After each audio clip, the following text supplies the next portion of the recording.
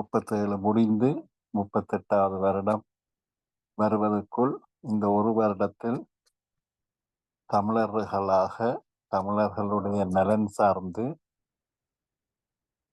தமிழ் இனத்திற்கு ஒருவரும் என்னத்தை செய்ய போறோம், நான் பெரிது நீ பெரிது என்று நினைக்காமல் தமிழருடைய நலன்தான் பெரிது என்று அந்த மக்களுடைய தனித்துவத்தை, அந்த மக்களுடைய ஆளுமையை, மக்களுடைய அறிவை அரசியல் ரீதியாக மக்களுக்கு நாங்கள் எந்த விதமான அட்வைஸ் கொடுக்க வேண்டிய நிலையில் நமது மக்கள் இல்லை. அத்துணையும் பட்டறிவு, அதை தாண்டி உலக அறிவு, அதை தாண்டி இந்த டெக்னாலஜி, எங்களுக்கு கிடைக்கிற அதே டெக்னாலஜி அவர்கள் கையிலையும் கிடைக்குது. அந்த வகையில் அவர்களுக்கு கிடைக்கிற இந்த டெக்னாலஜி அவர்களுக்கான தேடுதலை உறுதிப்படுத்தும். அவர்களுக்கு இல்லாத விடயங்கள் என்ன என்று சொன்னால், நாங்கள் அவர்களுடன் இருக்கிறோம், அவர்கள் எடுக்கும் முடிவுக்கு நாங்கள் கட்டுப்படுகிறோம், அவர்கள் கேட்கும் செயல்களை உறுதியாக அவர்களுடன் நின்று செயல்படுத்துவோம், உதவுவோம் என்ற நம்பிக்கையை கொடுப்பதுதான். இதை நாங்கள் செய்வோமாக இருந்தால் அவர்களுக்கு நாங்கள் வேற எதையுமே செய்து கொடுக்க தேவையில்லை. இதை உள்வாங்கிக் கொண்டு உலகத்தில் நடக்கிற ஒவ்வொரு விடயத்தையும் அவர்களுக்கு முன் கொண்டு போய் வைப்பது எமது கடமை. அந்த வகையில் இந்த ஊடகம் அதை சரியாக செய்கிறது, கூடுதலாகவே செய்கிறது என்றுதான் நான் சொல்லுவேன். என்னென்றால் இதுல நாங்கள் அவர்களுக்கு அட்வைஸ் பண்றதும் கூடுதலாக இருக்கிறது நான் பார்க்கிறேன். தயவு செய்து அதுகளை குறைத்து விட்டு நடக்கும் நல்ல விடயங்கள் இருப்பவைகளை முன்னிறுத்துவோம். அவரவர்களுக்கு சுயமாக உள்வாங்க தெரியும், அவர்களுக்கு உள்வாங்க தெரியும் என்ற நம்பிக்கையை வைத்துக்கொண்டு செயல்படுவோம். எல்லாத்தையும் பார்க்க நாங்கள் என்ன இன்று அவர்களுக்கு செய்தோம் என்ற கேள்விக்கு நாங்கள் பதில் அளித்து விட்டு மிச்சத்தை தொடர்றது அது மிகப்பெரிய மக்கள் புரட்சிக்கு வழிவகுக்கும். இந்த வகையில் இவ்வளவு காலத்துல இந்த குறைந்தபட்சம் இந்த 15ஆம் தேதியிலிருந்து 26ஆம் தேதிக்குள்ள மக்கள் நலன் சார்ந்து மக்களுடைய எதிர்காலத்துக்கு எங்களுடைய செயல்பாடு, அந்த செயல்பாடு என்னவா இருந்ததுன்றத பகிர்ந்தால் மற்றவர்களுக்கும் உதவியா இருக்கும். பகிர முடியாவிட்டாலும் நாங்கள் அதை ஒரு இலக்காக வைத்து ஒவ்வொரு தடவையும் நாங்கள் செய்ய வேண்டும் என்று நான் கருத்தில் கொள்கிறேன். அந்த வகையில் இப்ப தேர்தல் காலங்களில் ஒவ்வொருவரும் என்ன சொல்கிறார்கள், அவர்களுக்கு நாங்கள் எப்படி உதவலாம் என்றதை முன்வைக்கணும். இந்த தேர்தல் காலத்தில் இந்த 2 மாசம் 60 நாட்கள்ல அந்த மண்ணுக்கும் மக்களுக்கும் உண்மையாக இருப்போம் என்று உறுதி எடுப்போம். அந்த மண்ணுக்கும் மக்களுக்கும் யார் சேவை அரசியல் செய்யணுமோ அவர்களை அங்கீகரித்து அவர்களை ஆதரிப்போம். இவர்களுடைய முத்திரை இது, இவர்களுடைய பாரம்பரியம் இவ்வளவு, இவர்களுடைய கட்சி பெயர் இது என்றெல்லாம் பார்க்காமல் இது ஒரு மாற்றத்துக்கான காலம். இந்த பிரசிடென்ட் எலெக்ஷன் திலீபன் காலத்துல நடந்து இந்த மாற்றத்தை ஆரம்பிச்சு வச்சிருக்கு. பாராளுமன்ற தேர்தல் மாவீரர் குரிய காலத்துல வந்திருக்கு. இந்த இடப்பட்ட காலத்துக்குள்ள ஒரு தூய்மையான எண்ணங்களை விதைச்சு தூய்மையான செயல்பாட்டின் மூலமா இந்த மண்ணுக்கு விதையாக போனவர்களுக்கும் தமிழர் என்ற ஒரே காரணத்துக்காக அளிக்கப்பட்டதுக்குமான நீதிக்கான குரலாகவும், நீதியை போராடி கொண்டிருப்பவர்களுக்கு எமது கரம் இருக்கிறது. இன்றைக்கு சிங்களவர்களுக்கு அதி உச்ச பலமாக ஜனாதிபதி நேரடியாகவே அவர்களுடைய பிரதிநிதியாக அந்த மாற்றத்துக்கான ஆளாக இருக்கிறார். இந்த இடத்துல தமிழர்கள் ஒவ்வொருவரும் நாங்கள் உங்களுக்காக இருக்கிறோம், உங்களுடன் இருக்கிறோம், நீங்கள் களமாடுங்கள், நீங்கள் இந்த மண்ணுக்கானவர்கள், மக்களுக்கானவர்கள், இந்த மண்ணின் மக்களும் நலனை சார்ந்து உங்களுடன் நாங்கள் இருப்போம் என்ற உறுதிப்பாட்டை அவர்களுக்கு வழங்குவோம். நன்றி.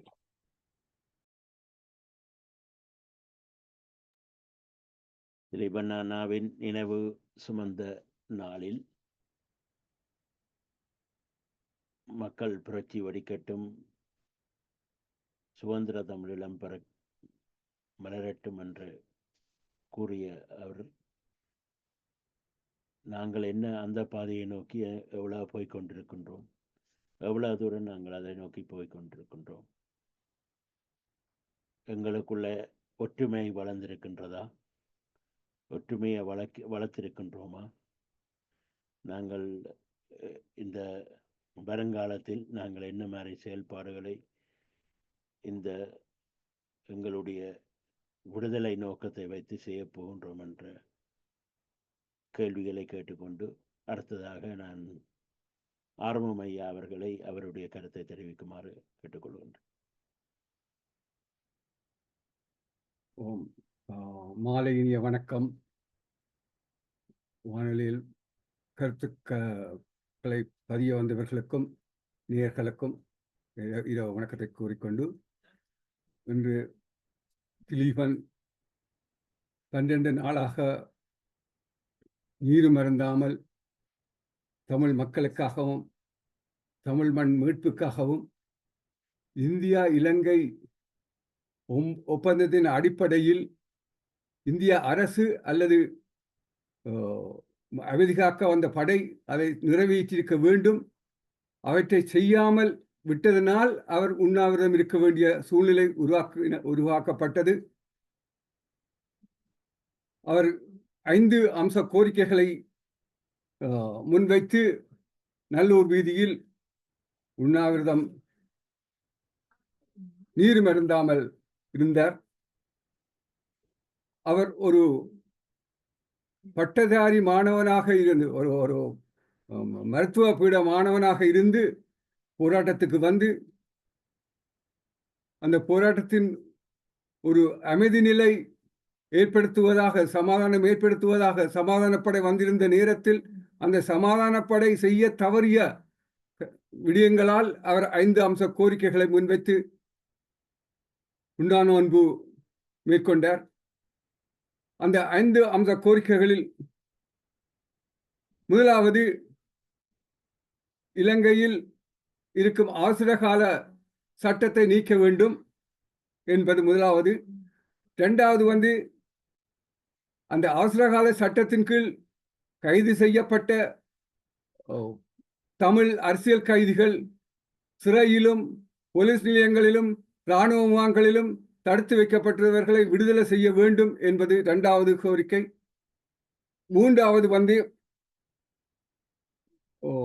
மீள் குடியேற்றம் என்ற போர்வையில் தமிழர்கள் அகதி முகாமில் இருக்கின்ற நிலையில் உள்நாட்டிலேயே சிங்கள மக்களை கொண்டு குடியேற்றுவதற்கு சிங்கள அரசாங்கம் முயற்சி செய்தது. அதை தடுத்து நிறுத்த வேண்டும் என்பது மூன்றாவது. நாலாவது, தமிழ் பகுதிகளில் சிங்கள போலீஸ் நிலையங்களை திறக்கக்கூடாது என்பது. ஐந்தாவது, விடுதலை புலிகளிடம் இந்த ஆயுதத்தை கலைந்த அமைதிப்படை ஒட்டுக்குழுக்களுக்கு ஆயுதத்தை கொடுத்து தமிழ் மக்களையும் விடுதலை புலிகளையும் வேட்டையாடியது. இதன் காரணமாகத்தான் அவர் உண்ணாவிரதம் இருந்தார். இன்று வரையில் இந்த இந்தியா இலங்கை உடன்படிக்கையில் இதில் குறிப்பிட்ட எவையுமே அவர்களால் செயல்படுத்த முடியவில்லை, செய்ய முயற்சியும் செய்யவில்லை என்றுதான் கூற வேண்டும். இந்த நிலையில் நாம் இவருடைய தியாகத்தை தமிழ் மக்கள் எந்த அளவுக்கு தெரிந்து வைத்திருக்கின்றார்கள் என்று பார்த்தால் அதுவும் மிக மிக குறைவாகவே காணப்படுவதாக நான் கருதுகின்றேன். என்றால் நான் சந்திக்கும் எளிய சமுதாயத்தை கேள்வி கேட்கும் பொழுது அவர்கள் அதற்கு சரியான பதில் கூறுவர்கள் யாரும் இல்லை என்பதைத்தான் நான் அறியக்கூடியதாக இருக்கிறது. அப்ப இந்த வகையில் நாங்கள் எல்லாம் திலீபன் கூறி சென்றார், புரட்சி வெடிக்கட்டும் என்று. நான் அதனுடைய சில இதனை சேர்க்க விரும்புகின்றேன். முதல், தமிழ் மக்கள் விழிப்படைய வேண்டும், அரசியல் விழிப்படைய வேண்டும், வரலாற்றை தெரிந்து கொள்ள வேண்டும். அதன் பின்பு அவர்கள் எழுச்சி கொள்ள வேண்டும், புரட்சி செய்ய வேண்டும். நாங்கள் வரலாறு தெரியாமல், தலைவரே கூறியிருக்கிறார் தனக்கு வரலாறு தான் தன்னுடைய ஆசான் என்று. முதல் ஒவ்வொருவரும், தமிழீழ மக்கள் ஒவ்வொருவரும் தமிழர்களுடைய வரலாற்று, இலங்கையில் நடந்த ஆதி காலத்திலிருந்து இன்று வரையில் நடந்த வரலாற்றை ஓரளவுக்கு தெரிந்து கொள்ள வேண்டும். அதன் ஊடாகத்தான் நான் எமக்கான விடுதலையை முன்னெடுக்க ஒன்றுபட்டு நிற்கக்கூடிய ஒரு சூழ்நிலை உருவாகும். நான் இதில் ஒன்றை குறிப்பிட விரும்புகின்றேன்.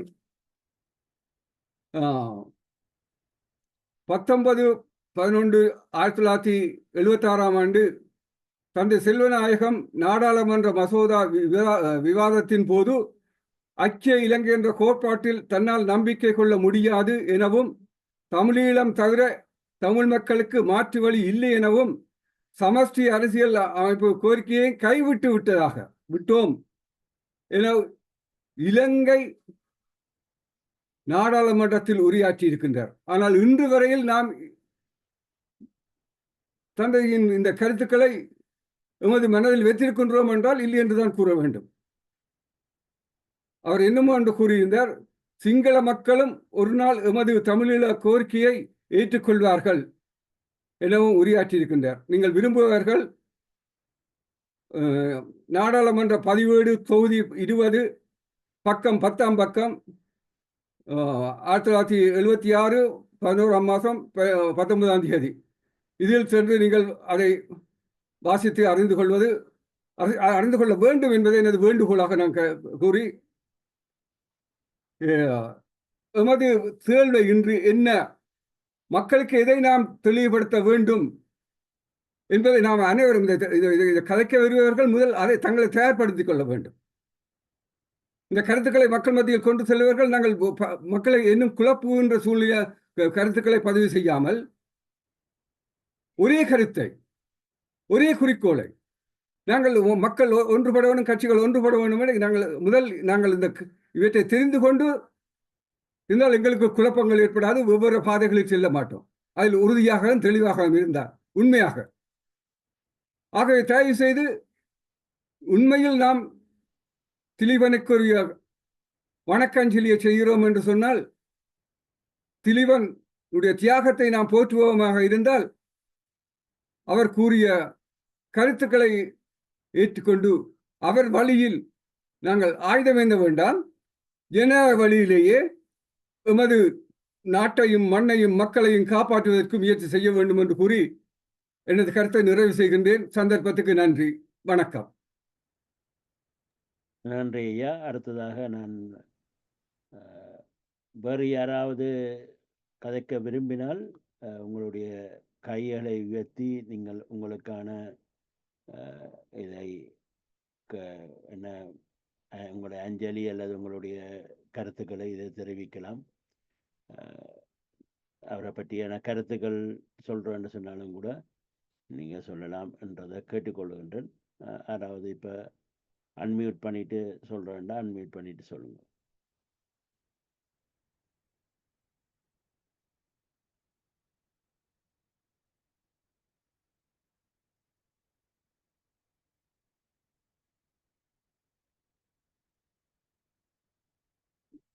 சரி, அப்படின்னு சொன்னால் நான் இப்போ முருகானந்தம் ஐயா அவர்களை அவருடைய கருத்தை தெரிவிக்குமாறு கேட்டுக்கொள்கின்றேன். முருகானந்தம் ஐயா, உங்களை மீட் எடுத்து கதைக்கக்கூடியா இருக்குமா? நான் ஒரு வீதியில நடந்து கொண்டிருக்கிறேன். நீங்கள் இன்னொரு ஆளை அழைத்தா பிறகு நான் வரக்கான சரியா இருக்கும்னு நினைக்கிறேன். வேற யாராச்சும் ஒரு ஆளை ஓகே கூப்பிடுங்கோ. அதுக்கு பிறகு நல்லா கொஞ்சம் பாருங்க. ஓகே. வேறு யாராவது கருத்து தெரிவிக்கக்கூடிய இதில் இருக்கிறீங்களா?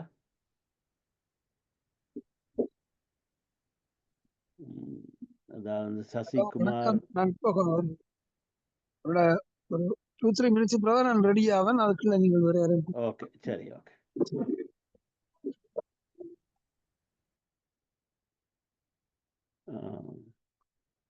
பாஸ்கரன் பாலசிங்கம்.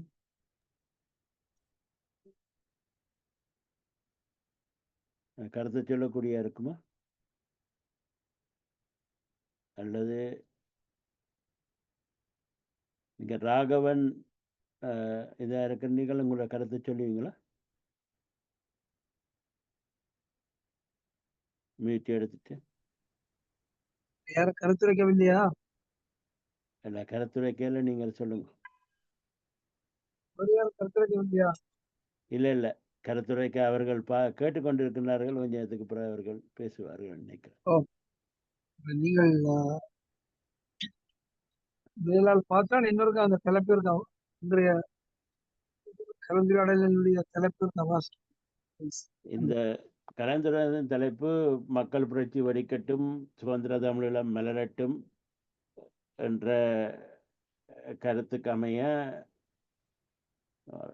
தலைப்பை நான் சொல்றேன். ஓகே. மக்கள் புரட்சி வெடிக்கட்டும், சுதந்திர தமிழீழம் மலரட்டும் என்ற மக்கள் அறைகூவலை நெஞ்சில் நிறுத்தி தியாதீபம் திலீபன் அவர்களின் 37வது தற்கொலை நிகழ்வு நாளில் ஈழத்தமிழர்கள் ஒற்றுமை மூலம் எங்கள் விடுதலையை நோக்கி முன்னேறுவோம் என்றதான் தலைப்பு. இதிலே அந்த கடைசி வரி இதுவாக நாங்கள் சொல்லுற வரிகள் அதே மாதிரி அரசியல் கூட்டங்களில் மாற்றமல்ல எல்லா கூட்டங்களையும் சொல்வார்கள் ஒற்றுமை உணர்வோம். அதை அது நல்ல விஷயம். ஆனால் மேலுக்கு அவர் சொன்னதுதான் முக்கியம். மக்கள் புரட்சி வடிகட்டும், சுதந்திர தமிழீழம் மலர். இப்ப மக்கள் புரட்சி ஆண்டா என்னண்டா பார்க்கணும். மக்கள் புரட்சி என்பதற்கு 2-3 இடங்கள்ல கருத்துக்கள் இருக்கிறது. மாசேத்தும் ஒரு மக்கள் புரட்சி நடத்தினார் என்று சொல்லுகின்ற பொழுது அதை நாங்கள் வரலாற்றை கணக்கு தெரியாதாலும் கொஞ்சம் பார்க்களவிலே அவர் ஒரு பெரிய மாற்றம் இயக்கியிருக்கிறார். அதே மாதிரி கியூபாவிலே ஒரு வகையான புரட்சி பிடல் காஸ்ட்ரோ, சே குவேரா போன்றவர்கள் நடத்தினார். அதே மாதிரி காந்தி நடத்தினதை கூட புரட்சி என்று சொல்லி ராமலிங்கம் பிள்ளை பாடியிருக்கார். கத்தி என்று யுத்தம் என்று ரத்தம் என்று யுத்தம் என்று நடக்கும் சத்தியத்தின் என்று அருமையான ஒரு பாடல். காந்தியின் நினைவு தினம் பெற பொழுது நான் அந்த பாடல் வரிகளை சொல்லலாம். ஏனால் கத்தி இல்லாமல் யுத்தம் இல்லாமல், கத்தி இல்லாமல் ரத்தம் இல்லாமல் யுத்தம் ஒன்று நடக்கிறது. புரட்சிகளுக்குள்ள உள்ள ஒரு விடயம் என்னவென்றால், நான் 3 புரட்சியை பற்றி சொல்லிட்டேன். அங்கே ஒரு தொடர்ச்சி இருந்தது. எங்களுடைய போராட்டங்களிலே தொடர்ச்சி இருந்ததா? குறிப்பாக தியாகதீபம் திலீபன் அவர்களுடைய அந்த உயிர் அர்ப்பணிப்புக்கு பிறகு எப்படியான முறையிலே எங்களுடைய போராட்டம் சென்றது என்பதை பார்க்க வேண்டியிருக்கிறது. ஏனென்றால் சில விஷயங்களை நான் மனந்திறந்து பேச விரும்புகிறேன். அந்த மக்கள் புரட்சி என்றது எங்களோட போராட்டத்துல தொடர்ச்சியாக இருந்ததா, அவ்வப்போது வந்து போனதா என்றதுதான் இதில் ஒரு கேள்வி. நேற்று முன்தினம் கதைக்கின்ற பொழுது கூட ஒரு தனிப்பட்ட உரையாடலின் பொழுது நாங்களே முந்தின மாதிரி பொங்கு தமிழ் எழுத தமிழ் தான் செய்ய வேண்டும். பொங்கு தமிழ் எழுத தமிழ் இதெல்லாம் நல்ல விஷயங்கள். ஆனால் அவைகள் ஒரு தொடர்ச்சிக்குரிய விஷயங்களா என்று பார்க்கின்ற பொழுது இல்லை என்றுதான் எண்ண தோன்றுகின்றது. அது ஒரு வகையான பொங்கு தமிழை பார்க்கின்ற பொழுது இந்த சிதம்பரநாதன் என்னுடைய யாழ்ப்பாண கல்லூரி எனக்கு ஜூனியராக இருந்தவர். யாழ்ப்பாண கல்லூரி விரிவியாளராக உயர்ந்து நல்லொரு கலை ஆற்றலுடன் இந்த கலைப்படைப்பை ஒளிக்கொண்டு வளர்ந்தவர். அவருடைய மனைவியார் தான் பத்மினி சிதம்பரநாதன் பாராளுமன்ற உறுப்பினராகவும் இருந்தார். இவைகள் எல்லாம் ஒரு இந்த தொடர்ச்சிக்குரியவனாக இருக்கவில்லை. அது ஒரு விடயம். அந்த மக்கள் புரட்சி என்பது மக்களுடைய ஒரு தொடர்ச்சி இருக்கும். அதாவது லெனினுடைய புரட்சியை பற்றியும் கேள்விப்பட்டிருக்கிறோம். எல்லாம் எனக்கு தெரியாது புரட்சிகள்ங்கிற வார்த்தை. ஆனால் ஒன்றை கண்ணுக்கு முன்னால பார்க்கக்கூடியதா இருந்தது என்னென்றால் இந்த 1990ஆம் ஆண்டு இந்த ஆஹ் ஆஹ் பிரஷ்னம் சரியா சொல்லுவது தெரியவில்லை. கோபச்சேவ் கோபச்சேவை அவர்கள் அந்த இராணுவம் ஆஹ் கைப்ப அடக்கி வைத்த பொழுது எல்சின் அவருடைய அசிஸ்டண்டா இருந்தவர் ஒரு ட்ரக்கில் ஏறி நிற்கிறார். ட்ரக்கில் ஏறி நின்று கொண்டு மக்கள் அப்ப ஒரு கொஞ்ச நேரத்துல பார்த்தா முதல்ல கொஞ்சம் பேர் கொஞ்சத்தால பார்த்தால் மக்கள் வெள்ளம் அப்படியே பொங்கி பிரவாகிக்கின்றது. அது எப்பொழுது முடிவிட்டது என்றால் கோபச்சேவ் மொழியால வந்தார், எல்சின் அதிகாரத்துக்கு போனார். அப்ப இந்த புரட்சியைத்தான் திலீவன் சொன்னாரா, இப்படியான புரட்சி தான் நடைபெற்றதா தாயகத்திலே என்றதைத்தான் பார்க்க வேண்டும். அப்படியான புரட்சி புதிய மனநிலையிலே நாங்கள் இருந்திருந்தால் 2009க்கு பிறகு இன்று வரை என்ன செய்து கொண்டிருக்கிறோம்? இதுதான் கேள்வி. அடுத்ததாக நான் அந்த காலகட்டத்திலே ஒவ்வொரு நாளும் போனான். அந்த கடைசி நாளை தவிர கடைசி நாளுக்கு போவதற்கு நான் ஆயத்தப்படுத்தி கொண்டிருக்கின்ற பொழுதே இறைவனுடைய அந்த உயிர் அர்ப்பணிப்பு செய்தி வந்து விட்டது. பிறகு நான் அங்கே சென்ற பொழுது சென்றலுக்கு அவருடைய உடல் பதப்படுத்தப்பட்ட உடல் அது வந்து உடனடியாக அந்த மக்கள் மத்தியிலே கொண்டு செல்லப்படுவதற்காக அவருடைய ஒரு வண்டியிலே அவருடைய உடல் எடுத்து செல்லப்பட்டு விட்டது திருவுடல். ஆகவே அந்த 11 நாட்கள் நான் பார்த்தபொழுது ஒருபடி வித்தியாசம் இதோட நான் ஏன் சொல்றேன்னா ஒரு வள எல்லாரையும் போல எனக்கும் ஒரு வாழ்க்கையானது மட்டுப்படுத்தப்பட்டதா இருக்கும். அப்ப நான் பார்த்ததை சொல்லுவது முக்கியம் என்று கருது. அங்கே நடைபெற்ற உரையாடல்களிலே இப்ப ஆர்வம் சொன்ன அந்த 5 அம்ச கோரிக்கை பற்றி யாரும் பேசினதாக எனக்கு ஞாபகம். திலீவன் கூட அதை பற்றி பேசியதாக எனக்கு ஞாபகம் இல்லை. திலீவன் மக்களுடைய புரட்சியை பற்றி, சுதந்திர தமிழீழம் மலர்வதை பற்றி, நான் அந்த சுதந்திர தமிழீழம் மலர்கின்ற பொழுது 650 போராளிகளுடன் 656 போராளியாக இருந்து வானத்திலிருந்து பார்த்து மகிழ்வேன் என்பதை பற்றி பேசினார். இன்னொரு காரியம் இன்னொரு பக்கத்தாலே மேடையிலே நடந்து கொண்டது. அது என்னவென்றால் இந்த கருத்தை இந்த விடயத்தை தான் சொல்லுகிறேன். அதிலே என்னுடைய தனிநபர் அபிப்பிராயங்களை சொல்லவில்லை. அங்கே ஒரு இந்திய எதிர்ப்பு பேச்சுகள் தான் நடைபெற்றுக் கொண்டிருந்தன. அந்த காலகட்டத்திலே அந்த இந்தியாவினுடைய மேலாண்மையால் விடுதலை புலிகள் ஆயுதங்களை கையளித்து அதனுடைய ஒரு தொடர்ச்சியாக ஒற்றுக் கொடுக்கலால் விடுதலை புலிகள் போராளிகள் அவ்வப்போது கொலை உண்டு கொண்டு வந்த ஒரு நிலை. இதற்கான நிலையிலேதான் தம்பி திலீபன் அவர்கள் அவரும் காசி ஆனந்தன் அண்ணா இன்னும் சில பேர் நீங்கள் யாரும் அந்த காட்சிகள் எடுத்து பார்க்கலாம். அங்கே நின்று யாழ் கோட்டைக்கு முன்னால் ஒரு முற்றுகை போராட்டம் என்கின்ற நிலையிலே நின்று ஒரு பேச்சு நிகழ்கிறது. அந்த பேச்சிலே தான் இந்த மக்கள் புரட்சி வெடிக்கட்டும் சுதந்திர தமிழீழம் மலரட்டும் என்கின்ற கோஷம் வந்ததாகத்தான் நான் உங்களுக்கு என்னுடைய நினைவை பகிர்கின்றேன். ஏனென்றால் அது ஏன் அது வர வேண்டி இருந்ததென்றால் இந்த மக்கள் எல்லாம் ஓடி ஓடி இந்திய ராணுவம் வந்த பொழுது எல்லாரும் பூ கொடுத்தும் பெரிய ஆரவாரம் செய்தும் வரவேற்றார்கள். அதை விடுதலை புலிகள் அமைப்பிலே அப்பொழுது நான் இந்தியாவில் தான் இருந்தேன். அவர்கள் அதை நீங்கள் செய்கிறத சரியான காரியமாண்டு யோசிக்கொண்டு கூட சொன்னார்கள் என்று கண்டிப்பாக நான் சொல்வதெல்லாம் ஒரு தகவலாகவும் சிலவற்றை சொல்வேன். அவர்களை சரிபார்க்க வேண்டியதும் இங்கே உள்ள அரசியலோடு தங்களை தொடர்படுத்தி அவர்களுடைய ஒரு விடயமா இருக்க வேண்டும். ஆகவே அந்த காலகட்டம் இந்தியா வந்து இந்த விடுதலை புலிகளுடைய அந்த போராட்ட வலிமையை வலுங்கடிக்கின்ற தன்மையிலே தான் இருந்தது. அப்பொழுது 3 ரோசஸ் என்ற பெயரிலே 3 இயக்கங்கள். இப்பொழுது அதிலே ஒரு இயக்கத்தை சேர்ந்தவர் தேசிய கண்டனத்திலும் இருக்கிறார். அந்த காலகட்டத்திலே பல தேர்தல்களுக்கு வந்தார். இங்கே வந்த பொழுது அவரை நான் சந்தித்தும் பேசியிருக்கிறேன். ஆகவே அவர்களுடைய அந்த ஒரு என்ன சொல்லுவோம் அந்த இந்தியாவினுடைய அந்த அரவணைப்புடன் அவர்களுடைய ஆதிக்கம் அங்கே மேலோங்கி இருந்தது. அப்ப இவைகளை எல்லாம் பொறுக்காத ஒரு நிலையிலேதான் தம்பி திலீபன் அவர்கள் இந்த மக்கள் புரட்சி வடிக்கட்டும் சுதந்திர தமிழீழம் மலரட்டும் என்கின்ற அதற்கு அந்த கோஷங்களுடன் நடந்த பிறகு அவர் இந்த 5 அம்ச கோரிக்கையுடன் அவர் இந்த உண்ணா நோன்பை ஆரம்பிக்கிறார் தலைவருடைய அனுமதியுடன். ஏன்னா இன்றைக்கு காலையிலே வாஞ்சிநாதன் அவர்களுடைய ஒரு விடயம் அங்கே ஐபிசியில வந்தது. இப்ப வாஞ்சிநாதன் கூட 2-3 நாட்களாக உண்ணா நோன்பு அனுஷ்டித்த பொழுது தலைவருக்கு சொன்னாராம், நீங்கள் இப்பொழுது நீங்கள் வயதுக்கு மூத்தநீங்கள், நீங்கள் இதை செய்ய வேண்டாம், திலீபன் எனக்கு பிள்ளை வந்தவன், நாங்கள் செய்ய வேண்டியிருந்தால் நாங்கள் ஒருவருக்கு பின் ஒருவராக செய்வோம், பொழுது நீங்கள் உங்களுடைய உண்ணா நோன்பை நிறைவு செய்யுங்கள் சொல்லி அவரை தன் கையால் பலரசத்தை கொடுத்து வாஞ்சிநாதனுடைய உண்ணா நோன்பை நிறைவு செய்கிறார். இதெல்லாம் திலீபன் உயிருடன் இருக்கின்ற பொழுது அவருடைய தொடர் தலைவரும் அங்கே போய் ஒரு இடத்திலே சொன்னதாக அந்த காலகட்டத்திலே பத்திரிகைகள் வந்துக்கிறது, நீ முன்னால் போ நான் பின்னால் வருகிறேன். அப்ப இதுல எங்கேயோ ஒரு இடத்துல அந்த அந்த தொடர்ச்சி இல்லாமல் போனது என்று கூட ஒரு அகிம்சைவாதியாக நான் அவ்வப்போது யோசிப்பதுண்டு. ஏனென்றால் அதற்கு பிறகு அந்த எங்களுடைய பன்னீர் வங்கைகள் சைனைட் உட்கொண்டு நிலைமைகள் வேறு வேறு திசைக்கு திரும்பிவிட்டன.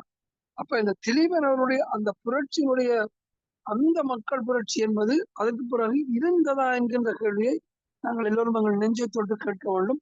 ஏனென்றால் மக்கள் புரட்சி என்பது ஒரு மக்கள் திரட்சியாக மாத்திரமல்ல, இலக்கை அடையப்படும் வரை அதிலே ஒரு தொடர்ச்சி இருக்க வேண்டும். அதிலே நாங்கள் எவ்வளவு தூரம் சரியாக நடந்திருக்கோம், மக்களாக இவ்வளவு தூரம் சரியாக நடந்திருக்கோம் என்பதைத்தான் ஒரு சிந்தனை துறைப்பாக விட்டு தியாகி திலீபன் அவர்களை நினைக்கின்ற பொழுது என் நெஞ்சம் கணக்கும். எப்பொழுதும் அவருடைய நினைவாக 24 மணித்தியாலம் உண்ணா நோன்பை அனுஷ்டிப்போன். இன்றைக்கு என் மீது மிகவும் அன்பு உள்ள ஆரம்பம் அண்ணா தலைவர் நிறவாறு அவர்கள் வாஞ்சி நாதன் அவர்களை வளர்ச்சி தந்ததோடு எனக்கு ஒரு ஆப்பிள் வாங்கி தந்து நான் மோம்பாடி இருப்பதை போறாமல் என்னுடைய உண்ணாவிரதத்தை 24 மணித்தியாலத்துக்கு இருக்கக்கூடிய உண்ணாவிரதத்தை 16 மணித்தியாலத்துக்கு இன்றைய தினம் முடித்து வைத்து விட்டார். அவருடைய அன்புக்கு கட்டுப்பட்டு நான் அப்படி செய்து விட்டேன். ஏனென்றால் அது என்னுடைய இவ்வளவு நாளும் தொடர்ச்சியிலே அது கொஞ்சம் செய்துவிட்டது. இதை அவ்வப்போது சில விகடமாக சொன்னாலும் ஒரே ஒரு விடயத்தை தான் சொல்லுவேன். எங்களிடம் நல்ல ஒரு ஆங்கில பதம் இருக்கிற சரியா சொல்லாட்ட நான் சொல்லக்கூடாது. தொடர்ச்சி இருக்க வேண்டும், மக்கள் திரட்சி இருக்க வேண்டும், இலக்கை நோக்கிய ஒரு உறுதிப்பாடு இருக்க வேண்டும். அதுதான் மக்கள் புரட்சியா இருக்கும். ஏனென்றால் அதுதான் மாசேத்துங்கனுடைய அந்த லாங் மார்ச் என்று சொல்வார்கள். ஈவன் நெல்சன் மண்டேலா 27 வருடம் காராகிரகத்தில் இருந்த பொழுது அவர் எந்த கட்டத்திலும் இவர்களுடைய அந்த சிறுபான்மை வெள்ளையருடைய அந்த விட்டு கொடுக்காமல் அவர்கள் விடுதலை செய்யும் வரை தன்னுடைய கோட்பாட்டிலே உறுதியாக இருந்து வந்தவர். அவை மக்கள் புரட்சிக்காக நாங்கள் சில உலகம் சார்ந்த சில விடயங்களையும் கருத்தில் கொண்டு எங்கே நாங்கள் நிற்கிறோம், அதே மாதிரி எங்களுடைய போராட்டத்திலே எங்கே அந்த தொய்வு ஏற்பட்டது. ஏன்னா நான் அவ்வப்போது சொல்வதுண்டு. நேற்றைய தினம் இந்த ஐபிசியை சேர்ந்த அந்த பிள்ளை சொன்னார், மாவீரர்களுடைய அந்த கனவு எப்படி இருக்கிறது. நான் உள் வார்த்தையை சொன்னேன்னா இதுகளை சில விஷயங்களை விளங்க வேண்டும். இதிலே 83க்கு பிறகுதான் அரசியலை அவதானிக்க ஆரம்பித்தவர்கள் என் மீது கோபம் கூட கொள்ளலாம், பரவாயில்லை. ஏனென்றால் இது 48ஆம் ஆண்டுக்கு முதலே இந்த கனவு ஆரம்பிக்கப்பட்டது. மாவீரர்கள் அந்த கனவிற்காக உச்சபட்ச தியாகமான உயிர் தியாகத்தை செய்தார்கள், பல தீரச் செயல்களை செய்தார்கள். அதன் மூலம் அவர்கள் தமிழர்களுடைய அந்த விடுதலை வரலாற்றிலே உச்சத்திலே நிற்கிறார்கள். ஆனால் தமிழினத்தின் அந்த கனவு என்பது 48ஆம் ஆண்டுக்கு முன்னரே ஆரம்பித்தது. என்னை பொறுத்தவரை நான் ஒரு கொஞ்சம் பின்னோக்கி பார்த்தால் 1931ஆம் ஆண்டு மாணவர் காங்கிரஸ் காலகட்டத்திலிருந்து அதனுடைய அந்த கனவு என்பது முகிழ்த்ததாகத்தான் நான் நினைக்கின்றேன். அந்த கனவு இன்றும் தொடர்கின்றது. ஆனால் அந்த கனவு தொடர்ச்சியாக இருக்கிறதா, அந்த கனவுக்காக பாடுபடுபவர்களிடையிலே குறிக்கோள் சார்ந்த ஒற்றுமை இருக்கிறதா, போராட்டம் என்று வருகின்ற பொழுது ஒரு திரட்சி இருக்கிறதா, இவைகள் தான் நாங்கள் எம்மை நோக்கி கேட்க வேண்டிய கேள்வி. இன்றைக்கு திலீபன் அவருடைய அந்த உண்ணா நோன்பு டவுன் ஸ்ட்ரீட்ல நடக்கின்றது. நான் இங்கே இந்த ஜூமை நடத்தக்கூடிய திரு மணிவண்ணன், இதில் எனக்கு முன்னம் கருத்து சொன்ன ஆர்வமண்ணன், அடியேன் வந்திருந்தோம். இன்னும் பலர் வந்திருந்தார்கள். ஆனாலும் 3 லட்சத்துக்கும் மேலே, நான் சொல்றது குறைஞ்ச கணக்கு, 3 லட்சத்துக்கும் மேலே இருக்கக்கூடிய பிரித்தானிய மண்ணிலே டவுனிங் ஸ்ட்ரீட்டுக்கு வந்திருக்கக்கூடிய தொகையை நாங்கள் ஒப்பிட்டு பார்க்க வேண்டும். அப்பொழுதுதான் இது மக்கள் திரட்சியாக, மக்கள் புரட்சியாக இருக்கிறதா என்கின்ற கேள்வி இருக்கும். இதங்கே இதற்கான மற்ற பக்கத்தையும் சொல்லுகிறேன். இதை நடத்துபவர்கள் ஒரு வாட்ஸ்அப் மூலம் சொல்லி போட்டு பேசாமல் இருக்கக்கூடும். இதிலே போறவர்களுக்கு போட்டு வருவோம் என்று வரக்கூடும். இதிலே ஒரு தொடர்ச்சி இருக்க வேண்டும். உண்மைக்கு போன வருடத்தினுடைய ஒரு வீழ்ச்சியாகத்தான் அடுத்த வருடத்துக்கான விடயம் இருக்கும். அப்படியெல்லாம் வருகின்ற பொழுதுதான் இந்த மக்கள் புரட்சியாக இருக்கும். அந்த மக்கள் புரட்சி தான் சுதந்திர தமிழீழம் மலர்வதற்கான ஒரு மிகப்பெரிய அடித்தளமாக இருக்கும். ஒற்றுமை என்பது அது ஒரு ஒரு உள்ளார்ந்த ஒரு உணர்வாக இருக்கும் என்று கூறி, தமிழ் மக்களின் ஒற்றுமையை தமிழ் தேசியத்தின் பலம், ஏனென்றால் இன்றைக்கு தமிழ் தேசியம் என்ற வார்த்தையை தான் பயன்படுத்தலாம். 6ஆம் அது ஒரு பொது வார்த்தையாக இருக்க வேண்டும் என்பதற்காக 6ஆம் திருத்தச் சட்டம் தமிழ் தேசியம், தமிழர்களின் தாகம் தமிழோட தாயம் என்று சொல்வதை 6ஆம் திருத்தச் சட்டம் எங்க ஒரு இடத்திலே சடக்கி வைக்கிறது. ஆனால் தமிழ் மக்களின் ஒற்றுமையை தமிழ் தேசியத்தின் பலம் என்கின்ற பொழுது அது உலகளாவியதாக இருக்கும் என்று கூறி, அந்த பிள்ளை 12 நாட்கள் பச்சை தண்ணீர் கூட அருந்தாமல் செய்த அந்த உச்சபட்ச தியாகத்துக்கு நான் சொல்லுகின்ற கருத்துக்களால் எந்த வகையிலும் நான் ஊறு செய்யவில்லை என்கின்ற அந்த நம்பிக்கையுடன் விடுகிறேன். அவன் தெய்வம், அந்த தெய்வத்துக்கு முன்னால் நான் ஒரு தூசு. ஆனால் அந்த உணர்விலே அவனுடைய தொடர்ச்சியாக இருப்பவர்களில் ஒருவனாகத்தான் என்னையும் நினைக்கின்றேன் என்று கூறி இந்த அளவில் விடைபெறுகிறேன். திலீபன் போல் தமிழர் வரலாற்றில் என்றென்றும் நிலைத்திருக்கும் தமிழர்களின் ஒற்றுமையை, தமிழர்களின் பலம், தமிழர்களின் தாகம், தமிழோட தாயம். நன்றி, வணக்கம். அரவமண்ணா, உங்களுடைய கருத்துக்களை சொல்லுங்க. வணக்கம். மீண்டும் எனக்கு இந்த சந்தர்ப்பம் தந்ததுக்கு நன்றியும் குறிக்கொள்கின்றேன்.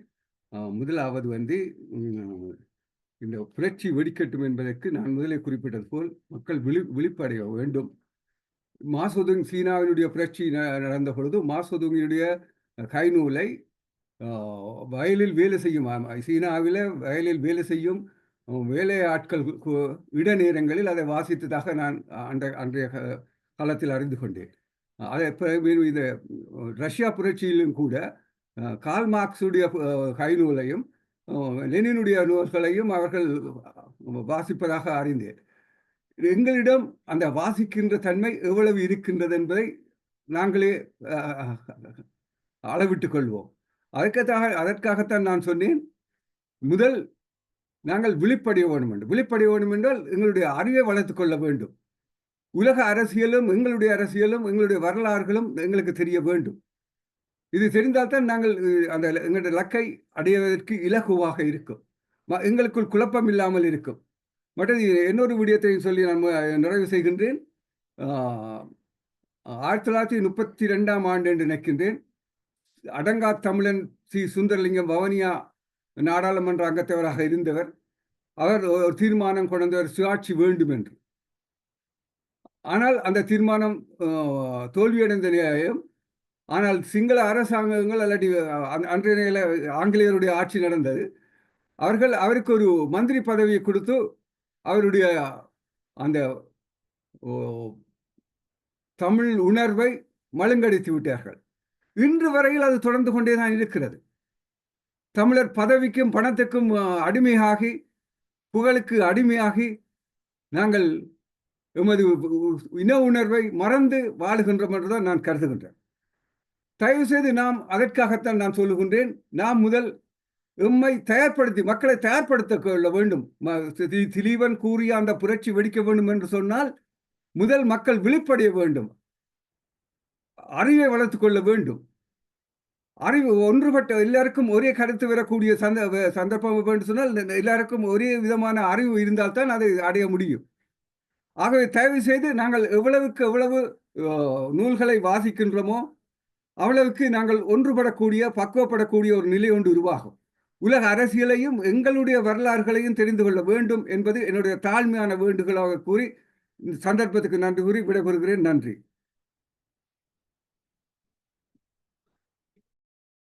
நன்றி ஐயா. அடுத்ததாக நிமலன் அவர்கள், நீங்கள் உங்களுடைய கருத்துக்களை சொல்வதற்கு கை உயர்த்தியிருக்கின்றீர்கள். நீங்கள் உங்களோட கருத்தை சொல்லுங்கள். நன்றி மணிவண்ணன்.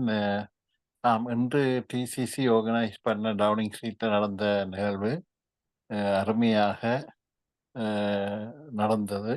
காலையில் 11:15 கொடியேற்றம் செய்யப்பட்டு அருமையாக நடந்தது. அதில் முக்கியமான 2-3 குறைகள் என்னவென்று, அந்த மக்கள் புரட்சி வெடிக்கட்டும் என்றதுக்கு ஏன் அது வெடிக்காம இருக்குது என்றதுக்கான காரணங்களை நான் அதிலிருந்து யோசித்து பார்த்தேன். ஒரு துண்டு பிரசுரம் கொடுக்கப்பட்டு கொண்டிருந்தது. அதுல திலீபன் அண்ணாண்ட கோரிக்கையும் அந்த விளக்கம் வைக்கப்பட்டது. ஆனா அதை கொடுப்பதற்கு 2 முதியவர்கள் இருந்தார்கள். 60 வயசை தாண்டின 2 முதியவர்கள் மட்டும்தான் இருந்தார்கள். அந்த இடம் முழுமையாக இளையோரால நிரப்பப்பட்டிருந்த இடத்துல ஒவ்வொருவர் கையிலையும் இந்த கைத்தொலைபேசி சகல ஆங்கிள்லையும் இருந்து கொண்டிருந்தது. ஒரு பக்கம் அங்கு தொடர்ச்சியாக அனௌன்ஸ்மெண்ட் 37 வருட காலத்தில் எந்த உணர்வுடன் திலீபன் அண்ணா உண்ணாவிரதம் இருந்து உயிர் பிரிந்தாரோ அந்த உணர்வுக்கு மதிப்பளித்து வரிசையாக நின்று மலர் வணக்கம் செய்கிறதுக்கு ஒத்துழைப்பு கொடுங்கோ. இந்த ஒத்துழைப்பின் மூலமாக அந்த உணர்வுடன் நடவுங்கோ. வீண் பேச்சுகளை தவிருங்கோ. நீங்கள் கதைப்பதாக இருந்தால் தள்ளி சென்று கதையுங்கோ. இப்படியான விடயங்கள் அந்த அமைதியை குலைக்கிற அளவுக்கு தொடர்ச்சியாக அனௌன்ஸ் பண்ணப்பட்டு கொண்டே வந்தது. ஆனால் செவிடன் காதில் சங்கூதுற மாதிரி அவரவர் எதுக்காக வந்தார்கள் என்பதை அவரவர்கள் தெளிவாக காட்டிவிட்டு கைகுலுக்கி விட்டு சிரித்து போட்டு படம் எடுத்து போட்டது. ஏன் இதுல நான் சொல்றேன்னா, விழிப்புணர்வு ஏற்படுத்த வேண்டியவர்கள் இளைஞர்கள். அந்த இடத்துல பாடல்கள் போனது, வரலாறுகள் சொல்லப்பட்டு கொண்டிருந்தாலும் இதை குறைஞ்சபட்சம் ஆங்கிலத்தில் சொல்லியிருப்பார்கள். ஆனால் போற வார இடத்துல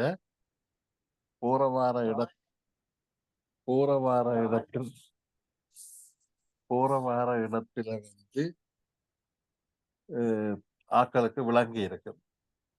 இது எல்லாத்தையும் கேட்க விரும்பாத அங்க வந்திருக்கிற சமூகம் அளித்திருக்கிற தமிழர்களுக்கு தமிழ்ல சொல்லி கொண்டிருக்கிறது என்ற அர்த்தம் எனக்கு விளங்க இல்லை.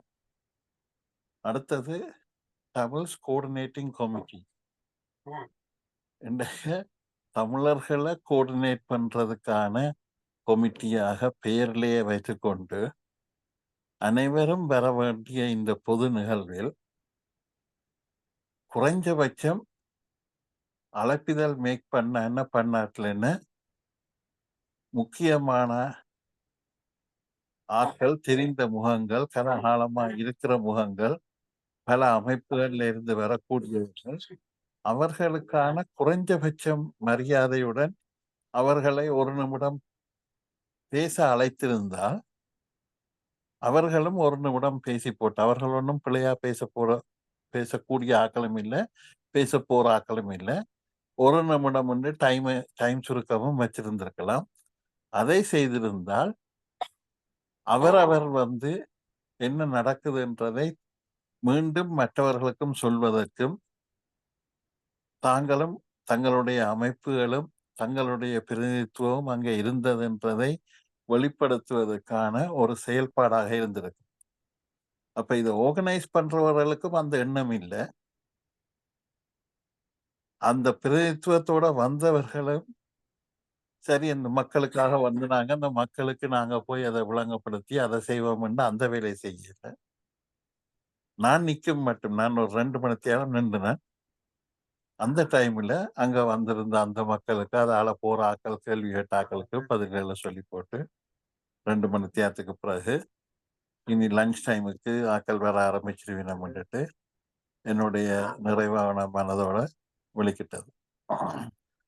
ஏன் நான் இந்த நிகழ்வுல இந்த இடத்துல நான் சொன்னதுன்னு சொன்னா, சமூகம் அளிக்கிறது மட்டும் காரணம் இல்லை. ஆனா அங்க வந்திருந்த பல பேர் நேற்று இரவு 10, 11 மணிக்கு பஸ்ல வலிக்கிட்டு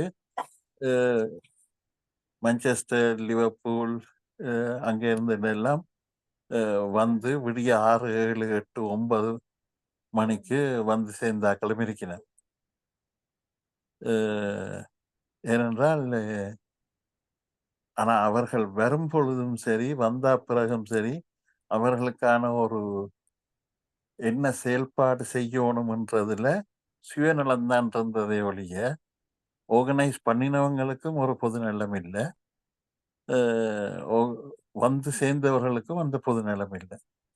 ஆரம்பம் பண்ண இப்போ இது அக்ரி பண்ணுவார் நினைக்கிறேன். நீங்க மணிவண்ணன் உட்பட நாங்க ஒரு கட்டத்துல சுவிஸுக்கு போகைக்க அங்க போராட்டத்துக்கு போறோம்னு சொன்னாலே சுவிஸ் வாழ் மக்கள் அங்க சுவிஸ்ல இதை ஆர்கனைஸ் பண்ற ஆக்கள் வெளியில இருந்து வார ஆக்களுக்காகவே ஹோல் ஹயர் பண்ணி அங்க வாஷ் எடுக்கிறதுக்கு ஃபெசிலிட்டியும் இருக்கும்.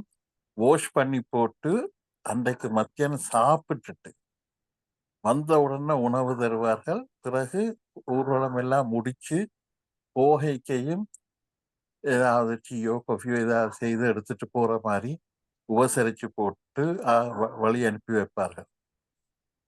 அது அந்த ஒரு குணம், தமிழர்களுக்கான அந்த குணம், பண்பாடு. அதை ஏன் அந்த காலத்துல 400, 500 என்று 400, 500 என்று ஆக்கள் வரைக்க செய்த வேலையை இன்றைக்கு ஒரு 40 பேருக்கு ஏன் செய்ய முடியாம இருந்தது என்று எனக்கு கவலை. நாங்கள் மக்கள் புரட்சி வெடிக்கட்டு கதைக்கிறோம். ஒரு கருத்து சொல்லலாமா? சொல்லுங்க. என்னென்னு சொன்னா, இது திலீபன் அண்ணாவுடைய அடையாள உண்ணாவிரதம் நடக்கிற இடத்துல வந்து அப்படியான செயல்பாடுகளை செய்யறது கஷ்டமா இருக்கும். ரெண்டாவது வந்து அவர்களுக்கே யார் வெளியினம்ண்டு அவை வந்து ஒரு மெசேஜை வாட்ஸ்அப்பில் அல்லது இதில் போட்டிருப்பினம். அவை எதிர்பார்க்கறது இங்கே எங்கள் லோக்கலாக இருந்து வர்கள் வருவார்கள், நோமலாக வர்ற வருவினம் என்ற ஒரு எதிர்பார்ப்பில் தான் அவை இருந்திருப்பினம். ஆகையால வந்து நாங்கள் ஆர்கனைசர்ஸ் வந்து மணிவண்ணன் நாங்க ஒருத்தரையும் டிஃபெண்ட் பண்ண தேவையில்லை, நான் டிஃபெண்ட் பண்ண தேவையில்லை. ஆனா நான் என்ன சொல்றேன் என்று சொன்னா, நான் என்ன சொல்றேன்னா, ஆர்கனைசர்ஸ் வந்து குறைஞ்சபட்சம் அவர்கள் எதுக்காக செய்யணும் என்ற ஒரு தெளிவு இருக்கணும். அது மற்றவர்களுக்கு திருப்தியை கொடுக்கணும். நான் திருப்தி அடைஞ்சேன். ஏன்னா இந்த பாட்டை நான் அண்டர் கிரவுண்ட்ல வந்துட்டு 2 மணித்தியாலம் நின்று என்னுடைய கடமையை செய்துட்டு வந்தார். நான் இப்ப கேட்கிற கேள்வி எதுக்குன்னா, அங்க மக்கள் புரட்சின்றது ஏன் சாத்தியம் அடையாம இருக்குது? எங்களுடைய சொல்லுக்கும் செயலுக்கும் இடையில இது வந்து ஒரு நாள் கூத்து இல்லை. இதுகள் எல்லாம் அதாவது தொடர்ச்சியா இயங்கக்கூடிய எஸ்டாப்ளிஷ்மெண்ட்ஸ்.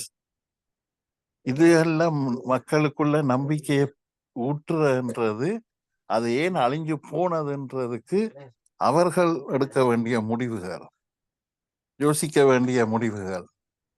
நான் என்ன சொல்றேன் என்று சொன்னா, இங்க இது எங்களை நாங்களே இன்றைக்கும் திருப்தி அடைய வச்சு கொண்டிருக்கிறோம்.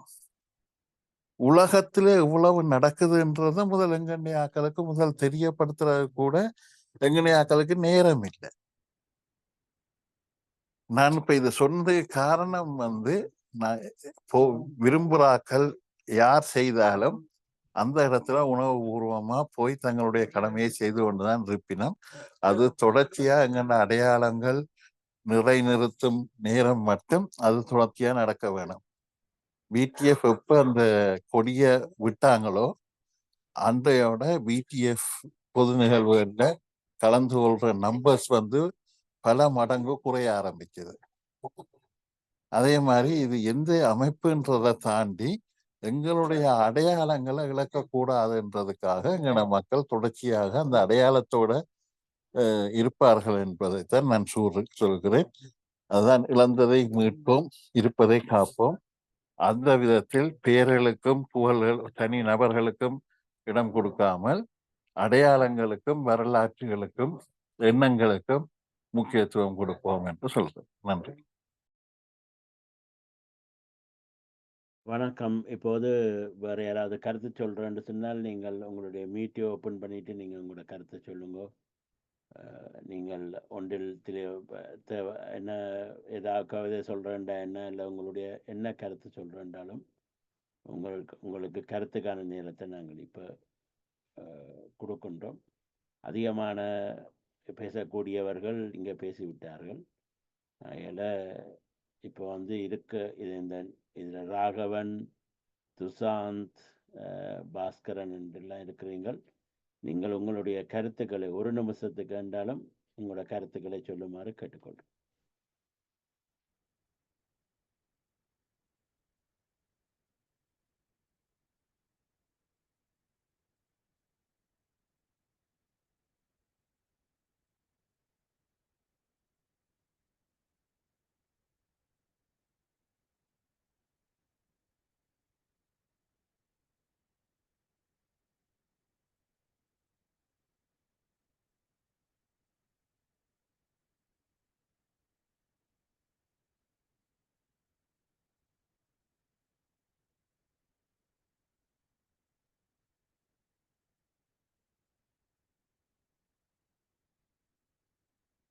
சரி, அப்படி என்று சொன்னால் நாங்கள் வணக்கம். ஒற்றுமை என்கின்ற வார்த்தை எங்களுடைய பல நிகழ்வுகளிலே கொண்டு வர நீங்கள். ஒற்றுமை என்றால் நிச்சயமாக தேவை. அதுவும் இனி அடுத்து வரக்கூடிய தேர்தலிலே இந்த ஒற்றுமை எப்படி வெளிப்பட வேண்டும் என்பதை பற்றி நம்மை சிலர் யோசிக்க தொடங்கியிருக்கிறோம். ஆனால் இங்கே இருக்கக்கூடிய ஒரு சிலர் நாடாளுமன்ற ஆசனங்களை நோக்கியவர்கள் எப்படி தாங்கள் அந்த ஆசனங்களை போய் கொண்டெல்லாம் இல்லை தாங்கள் இழந்த ஆசனங்களை கொண்டு எப்படி சொல்லலாம் என்கின்ற நிலையில்தான் ஒரு தலைப்பட்சமாக சிந்திப்பார்கள். ஆகவே இந்த காலகட்டம் அந்த நீங்கள் நேற்று முன்தினம் கொண்டு வந்த ஒரு தலைப்பை சுட்டிக்காட்டப்பட்டது. தமிழ் தேசிய தமிழ் மக்கள் பொதுவேட்பாளரை கொண்டு வந்த கட்டமைப்பு அவர்கள் நாங்கள் தேர்தல் நடத்தியது போக மாட்டோம் சொல்லுமாறு கிடைக்கிறது. ஆனால் எனக்கு கொஞ்சம் கஷ்டம் என்னென்றால் இந்த ஒற்றுமையின் வெளிப்பாடு 1993 1923 தலைவருடைய பாராட்டுகளை பாராளுமன்ற சென்றார்கள். இன்னும் உணர்வின் வெளிப்பாடாகவும் ஒன்று இயக்கத்தினுடைய செல்வாக்கின் வெளிப்பாடாகவும் இந்த இயக்கத்தின் மக்கள் கொண்டு வந்த அந்த ஆர்வத்தின் காரணமாக வெளிப்பட்டது. இந்த ஒற்றுமை குறிப்பாக இந்த நவம்பர் 14 எப்படி இருக்க வேண்டும். 2016 ஆராயவில்லை. கருவறை பார்க்கிற பொழுது சட்டத்திற்கும் அணிவிக்கும் சின்ன நாளுக்கு கூட 1000 இன்னொரு அன்பர் சொன்ன மாதிரி கூட போட்டுகள் செல்லுபடியேற்றல் ஆகினோ செல்லுபடியேற்றல் ஆகினவா செல்லுபடியேற்றனவா சொல்லியிருந்தாங்க. இந்த தேர்வு அதாவது ஜனாதிபதி தேர்தலிலே பொது வேட்பாளருக்கு சேர்ந்து இதைவிட கூட சேர்ந்து போய் வாக்களித்தவர்களை கூட சிலர் அவருக்கு வரவில்லை என்கின்ற வளங்களில் தான் நம்ம அந்த வெளிப்படுத்திட்டோம். ஒற்றுமையின் அடுத்த வெளிப்பாடாக இந்த தேர்தல் நடக்க வேண்டும். இந்த தேர்தலில் ஒருவரும் தனிவிடமாக இந்தியா சொன்னவாறு நேரமா சேர்ந்து பாராளுமன்றத்தை பரிசீலித்து பார்த்தா கூட ஒற்றுமையாக அதை தம்பி இருக்கப்பட்ட ஆசனம் வேறு தங்களுக்கு தெரிந்த இலக்கியத்தை கருத்தினாலும் கூட தமிழ் தேசியத்தின் பால் கட்சி வைத்து தமிழ் தேசியத்தின் பால் ஏதோ ஒரு வகை செயற்பட்டுக் கொண்டிருப்பவர்கள் ஒன்றிய ஒற்றுமை கொடுத்து இந்த நாடாளுமன்ற தேர்தல் எப்படி செயல்படுத்தலாம். முழுமையான அவர்கள் அதில் எத்தனை பேர் கற்றுக்கொண்டாலும் அவ்வளவு பேருக்கு மற்றவர்கள் ஒட்டுமொத்தமாக நாடாளுமன்ற மாவட்டம் வேண்டாம் என்று சொல்லுகிற சூழ்நிலைக்கு அவர்கள் தருவது. இது எப்படியான விடயங்களையும் நாங்கள் ஒற்றுமையை பார்த்து சிந்திக்க வேண்டும்.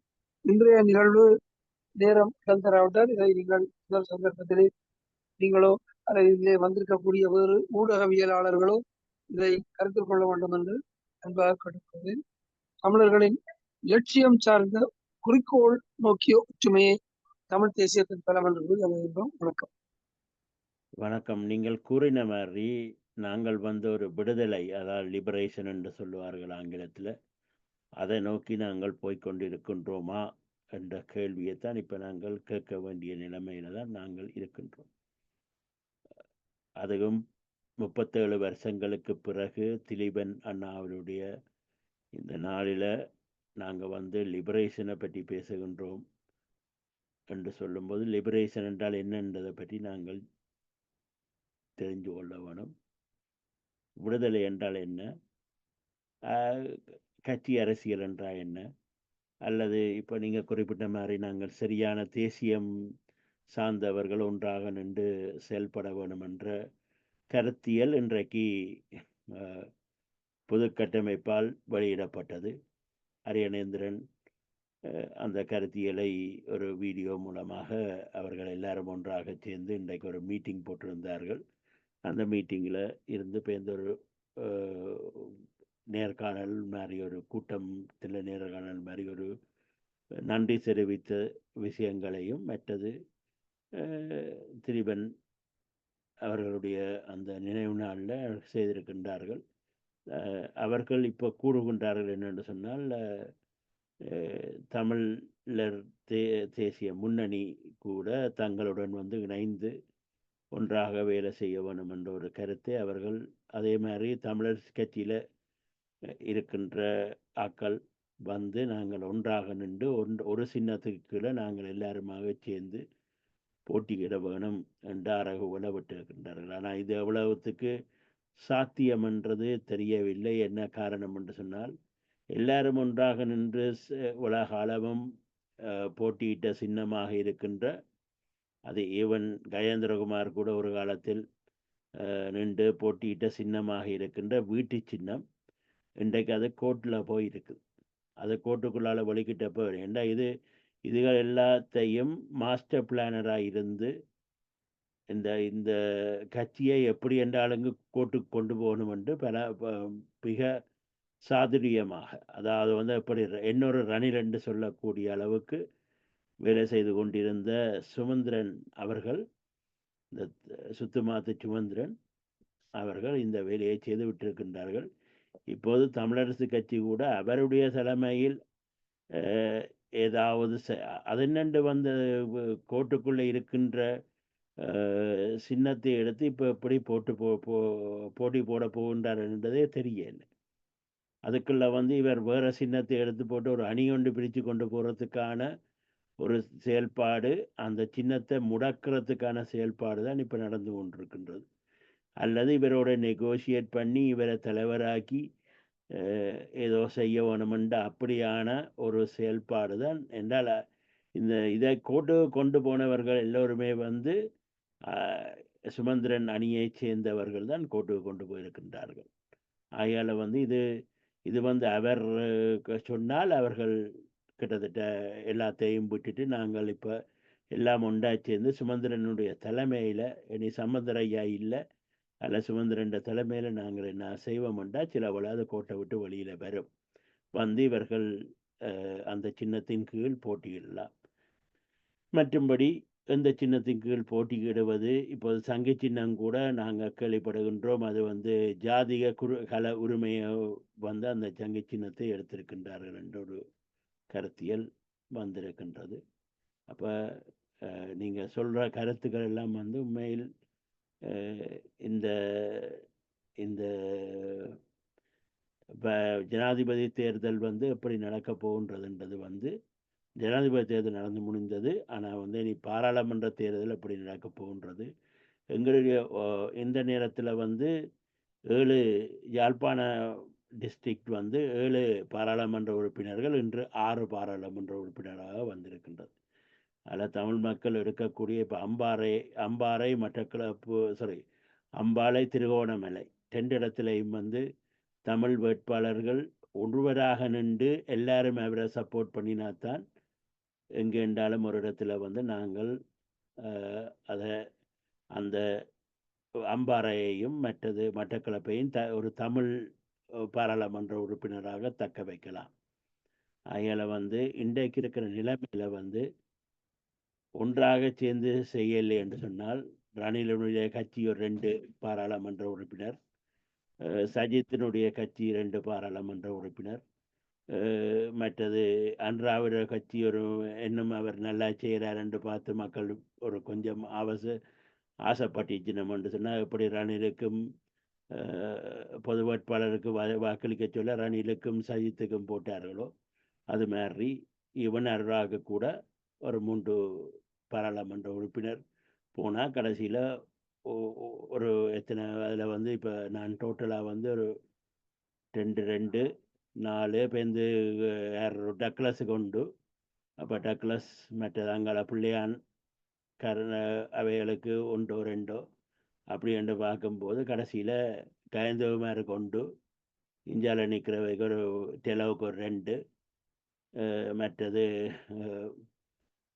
இப்படி அது பிரிஞ்சு போய் கடைசியில் ஒரு 5 பாராளுமன்ற உறுப்பினர்களோட டோட்டலாக தமிழ் பாராளுமன்ற உறுப்பினர்கள் தேசியம் என்று சொல்லி கொண்டு நிற்கிறவையில் ஒரு 4 பேரோ 5 பேர் நிற்கக்கூடிய லெவலில் தான் இன்றைக்கு இருக்கின்றது, அந்த ஒற்றுமை இல்லாமல் போகும்போது.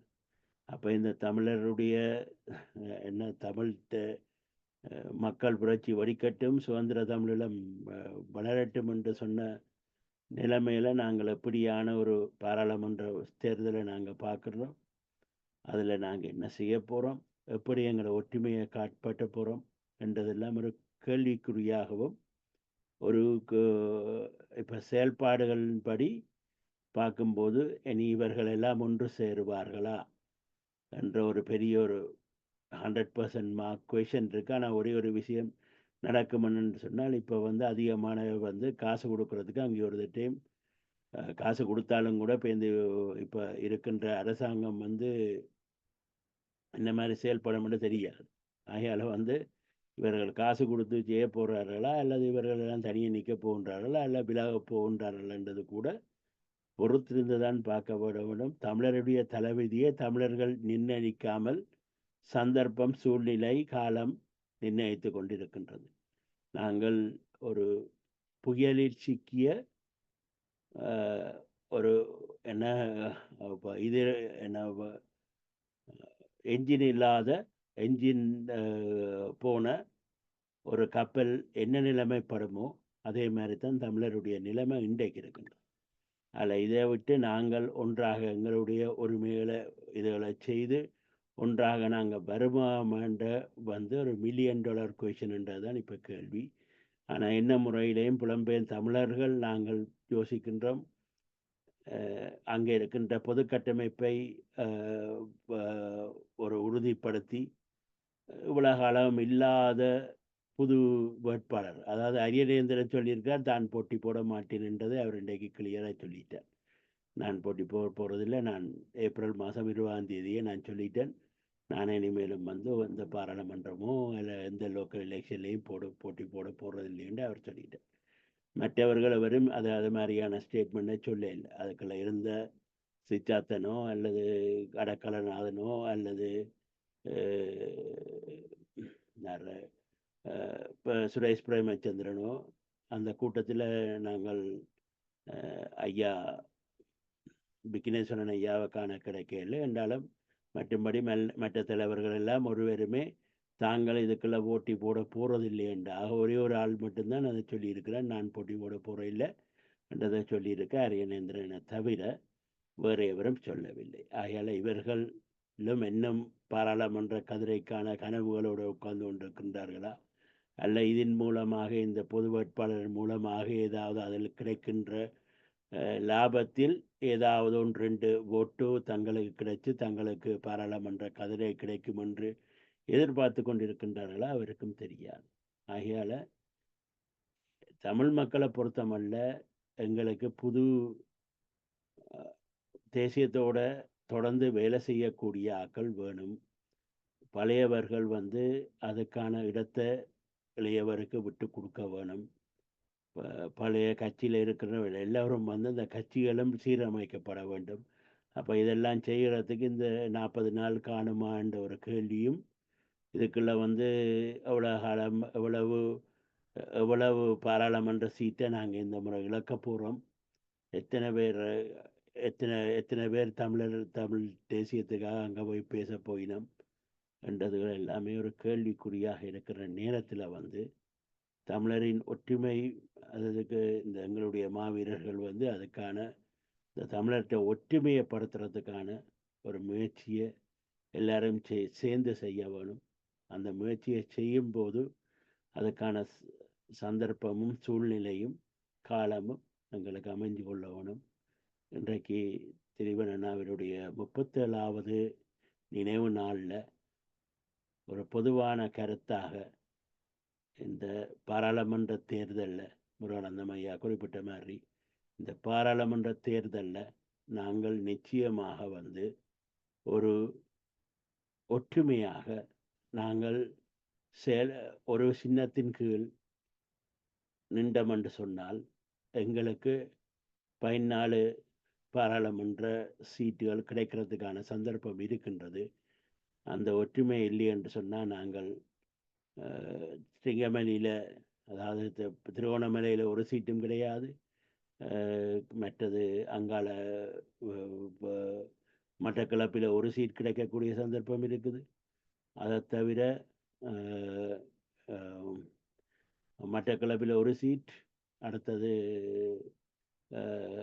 யாழ்ப்பாணத்தில் எத்தனை 3 சீட்டோ இல்லை 2 சீட்டோ, யாழ்ப்பாணம் மாவட்டத்தில் 2 3 சீட்.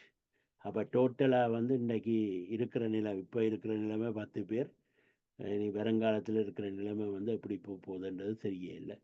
ஆகையால் வந்து தமிழர் ஒற்றுமைன்றது வந்து இந்த காலத்தில் மிகவும் முக்கியமாக இருக்கின்ற. என்னென்னு சொன்னால் இந்த நாளும் 2 கட்சிகள் அல்ல ஒரு கட்சி தான் அதிகமாக 2015ஆம் ஆண்டு ஒரு கட்சி தான் இங்கே யாழ்ப்பாணத்துக்குள்ளே இருந்து, அது வந்து ஒரு 1-2 கட்சி தான் இருந்தது, தேசிய கட்சிகள். ஒன்று என்ன ரணில் விக்ரமசிங்காவுடைய அந்த நேரம் இருந்த யூஎன்பி, அடுத்தது வந்து SLP. இது 2 தான் இங்கே வந்து சீட் எடுத்து கொண்டிருந்தவை. ஆனால் இன்றைக்கு வந்து புது கட்சிகள் எல்லாம் உள்ளுக்குள்ளே வரப்போகின்றது.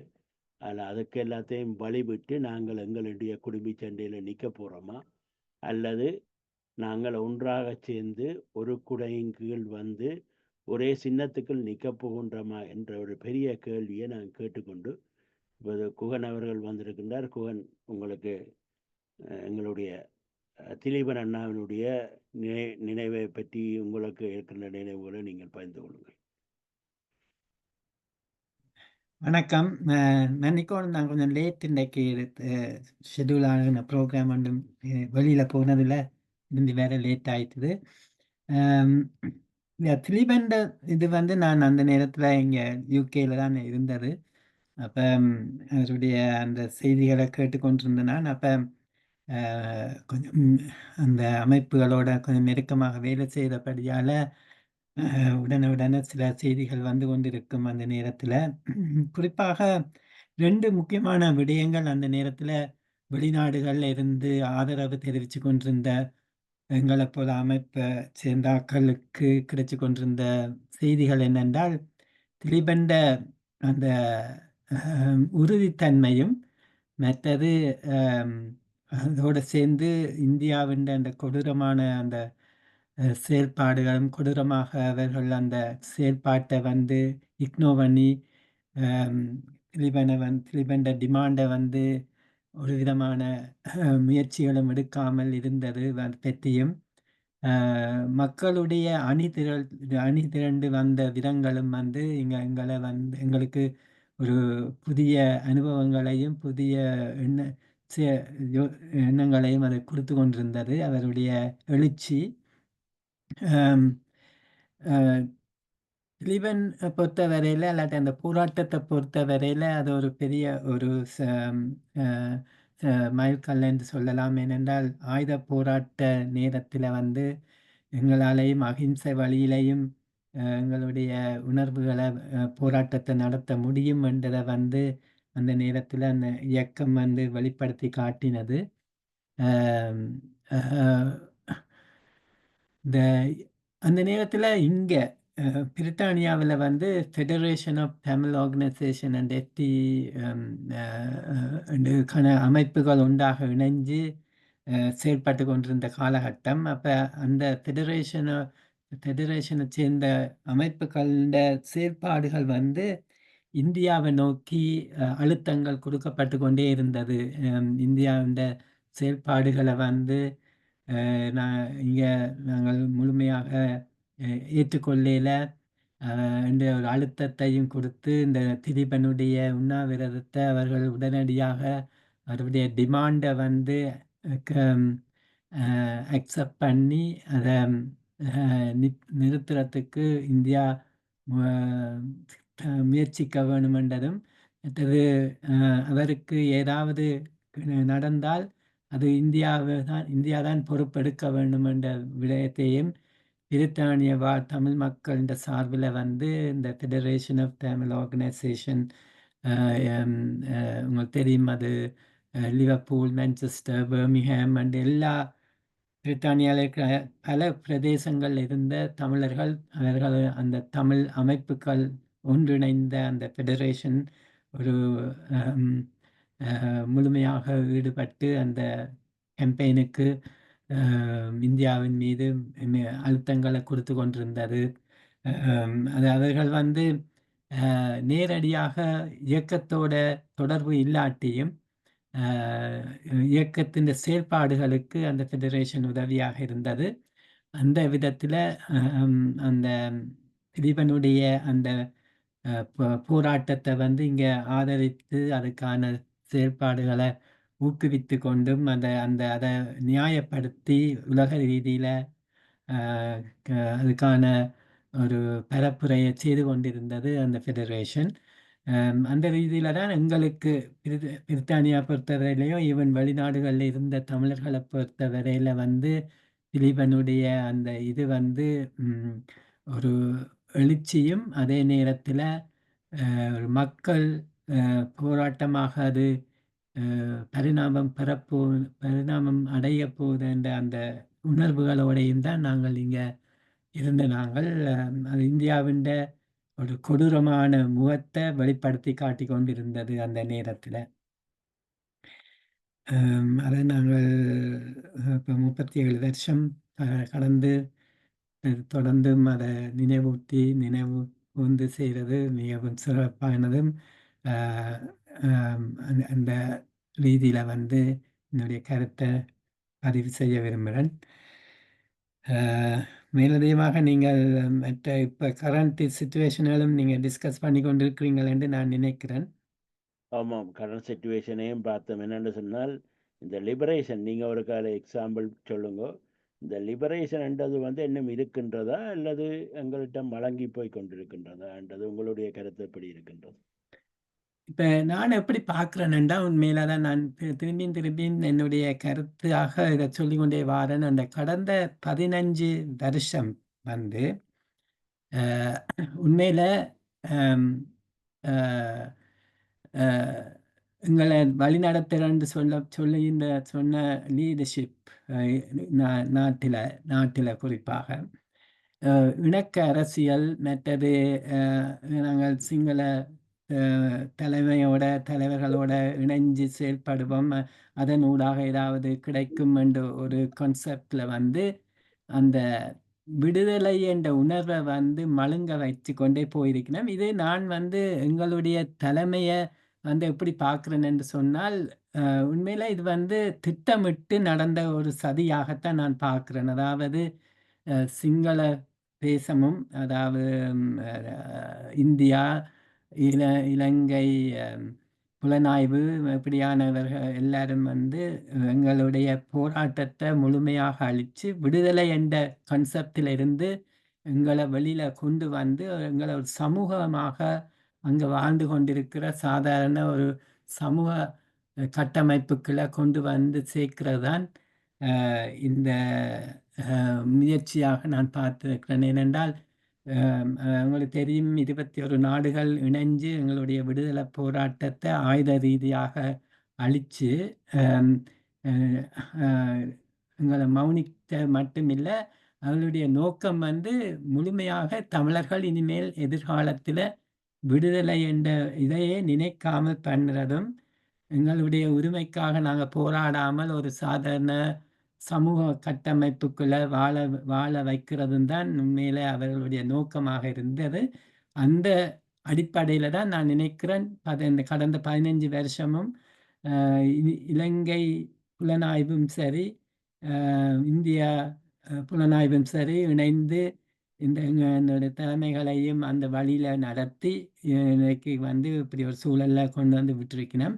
நான் நினைக்கிறேன் சரியான நேரத்தில் தான் இந்த கட்டமைப்பு உருவாகி இருக்குது. இந்த பொதுச்சபை மற்றது இந்த ஜனாதிபதி தேர்தல் ஊடாக நாங்கள் ஒரு விடுதலை நோக்கிய ஒரு இனம், ஒரு தேசிய இனம் என்றதை வந்து மீண்டும் அது வலியுறுத்தி காட்டியிருக்குது. என்றபடியால் நாங்கள் இப்போ மாவீர தினமாக இருக்கலாம். ஈவன் இப்போ திலீபனுடைய நிகழ்வு இன்றைக்கு யாழ்ப்பாணம் இப்போ பல பகுதிகளில் வந்து எப்படி மக்கள் அணி திரண்டு கொண்டிருக்கிறார்கள் என்றதையும் அவதானிக்கலாம். இந்தபடியாக எங்களுடைய இனம் இன்றைக்குமே தன்னுடைய விடுதலை உணர்வில் இருந்து வெளியில் போகாது. வெளியில் போக அது எதிர் சக்திகள் வந்து அதை நோக்கி எங்களை முயற்சித்தாலும் அது மீண்டும் மீண்டும் நாங்கள் அதற்கூடாக வெளியில் வந்து போராடுவோம் என்ற ஒரு உணர்வைத்தான் இப்போ ஏற்படுத்தி கொண்டிருக்கு. நாங்கள் அதற்கு ஏற்றபடி நாங்கள் வந்து எங்களை வடிவான முறையில் அணி திரட்டி சரியான பாதையில் நாங்கள் போக வேண்டும் என்று நான் நினைக்கிறேன். இப்போ நடந்து கொண்டிருக்கிறதுகள் சரியான ஒரு சேலஞ்சிங் சுச்சுவேஷன் தான். இந்த 15 வருஷம் நாங்கள் ஒரு அடக்கப்பட்டு இருந்திருக்கிறோம். வெளிநாடுகளில் யுனைடெட் நேஷன்ஸில் நாங்கள் யூஎனில் அது இதில் நாங்கள் விஷயங்களை செய்திருக்கிறோம். ஈவன் நாட்டிலையும் கூட எங்களுடைய தாய்மார்கள் செய்த போராட்டங்கள் சரி, பல்வேறு விதமான சின்ன சின்ன போராட்டங்களும் சரி, அந்த உணர்வும் போராட்டமும் நடந்து கொண்டு தான் இருந்திருக்கு. ஆனால் எங்களுக்கு சரியான தலைமை இல்லாத காரணத்தால் அந்த விடுதலை நோக்கி பயணிக்கின்ற தன்மை இல்லாத ஒரு தலைமை இருந்ததால் நாங்கள் கொஞ்சம் ஒரு ஒரு பேக்வேர்டாக போயிருக்கு கொஞ்சம். ஆனால் நான் நினைக்கிறேன் ஒரு சரியான வழிமுறைகள் வரும் என்று நான் எதிர்பார்க்கிறேன்.